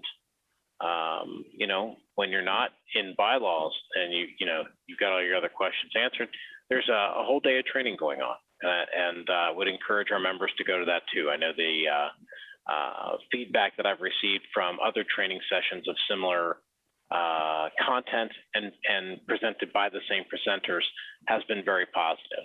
So stop by, say hi, go get trained, and man, it's amazing. We're less than a week away from this thing. Yeah, and I should So also say it's not just the committee meeting itself, but I'll be roaming around the floor during the business session. If you have a question, grab me. Happy to talk to you about any of these bylaws proposals. Even if you don't have a question, introduce yourself. Always great putting faces to the names of everyone I've seen out there on Facebook. People who have popped into our bylaws meetings, popped into LNC meetings. Uh, it'll be great meeting you all. I I am not running for anything at this upcoming convention. I think. Are you running for judicial committee? Is that right, Ken? I was going to. I think I'm not going to. Okay, I think I think I'm going to do the you've same been thing. endorsed for judicial committee, but you may be conscripted. Well, I was considering it. I really was. I mean, I've done my time at national, and Chuck, you have certainly as well. Yeah, And we've you all know done our this. time. I'm gonna take some time off. I'm mostly there just to hang out with you all. So yeah, you're Yeah. not interrupting anything to come and introduce yourself, ask about bylaws. Happy to meet all of you. And yeah, I'm looking forward to the national convention. Regardless of how it turns out, it's gonna be a fun time. And it'll go really fast, but I am bringing bourbon with me. I mean, I'm just saying. So, but it'll go fast because that's how that goes. So, but Fantastic. Well, I'm gonna. I think we're wrapping up here. I'm I definitely think gonna so. upload this to YouTube, and then I'll send out a link to the delegate list, or well, to the various delegate Facebook groups. I'm not sure where else to put it, but you all can share it around. Yeah. I'll try to monitor the YouTube comments somewhat if you guys have questions or comments later on. Yeah, and I was going to say, I don't know if the group is set that people can send us messages there or not. I'm going to double check this. If you give me just one moment to see if people have permission to email the bylaws committee directly. I Well, think they do, even if you can't email the but bylaws committee directly, if you go to lp.org in the subcommittees page, which Yes. at the bottom right, there's a page for the LNC, contact info, and other for the various subcommittees. Bylaws is included in there. I have my email address listed. A number of other people do. Some people don't, but a lot of us do. I do not. And feel free to email me. And if it's a substantive thing, I can always forward your email to the entire bylaws committee, which I've done repeatedly. Yes, thank you. Yeah, thank you for that, Dr. Moellman. I do not have my email address listed because I get enough email as it is spam. That is so. I'm going to give you some. Vice Chair alias has lasted so long that it's just awful spam. Yeah, you can email Ken at vicechair@lp.org, and go. then he can get that for the next 1 week, and then he will no longer have to deal with it. So I definitely remember when I stepped down as chair of the Libertarian Party of Virginia, as chair of the Libertarian Party of Pennsylvania. I just received so much less email, like especially my junk email. Like I would be getting like 100 junk emails a day, and it would go down, to like 10 a day instead. It was such a load off whenever I got rid of one of those aliases. But it's good to take a break once in a while. It's not like you're going anywhere. I'm not leaving the party. You're not leaving the party. Yeah, I'm still very active in Pennsylvania, and Ken is very active in Kentucky.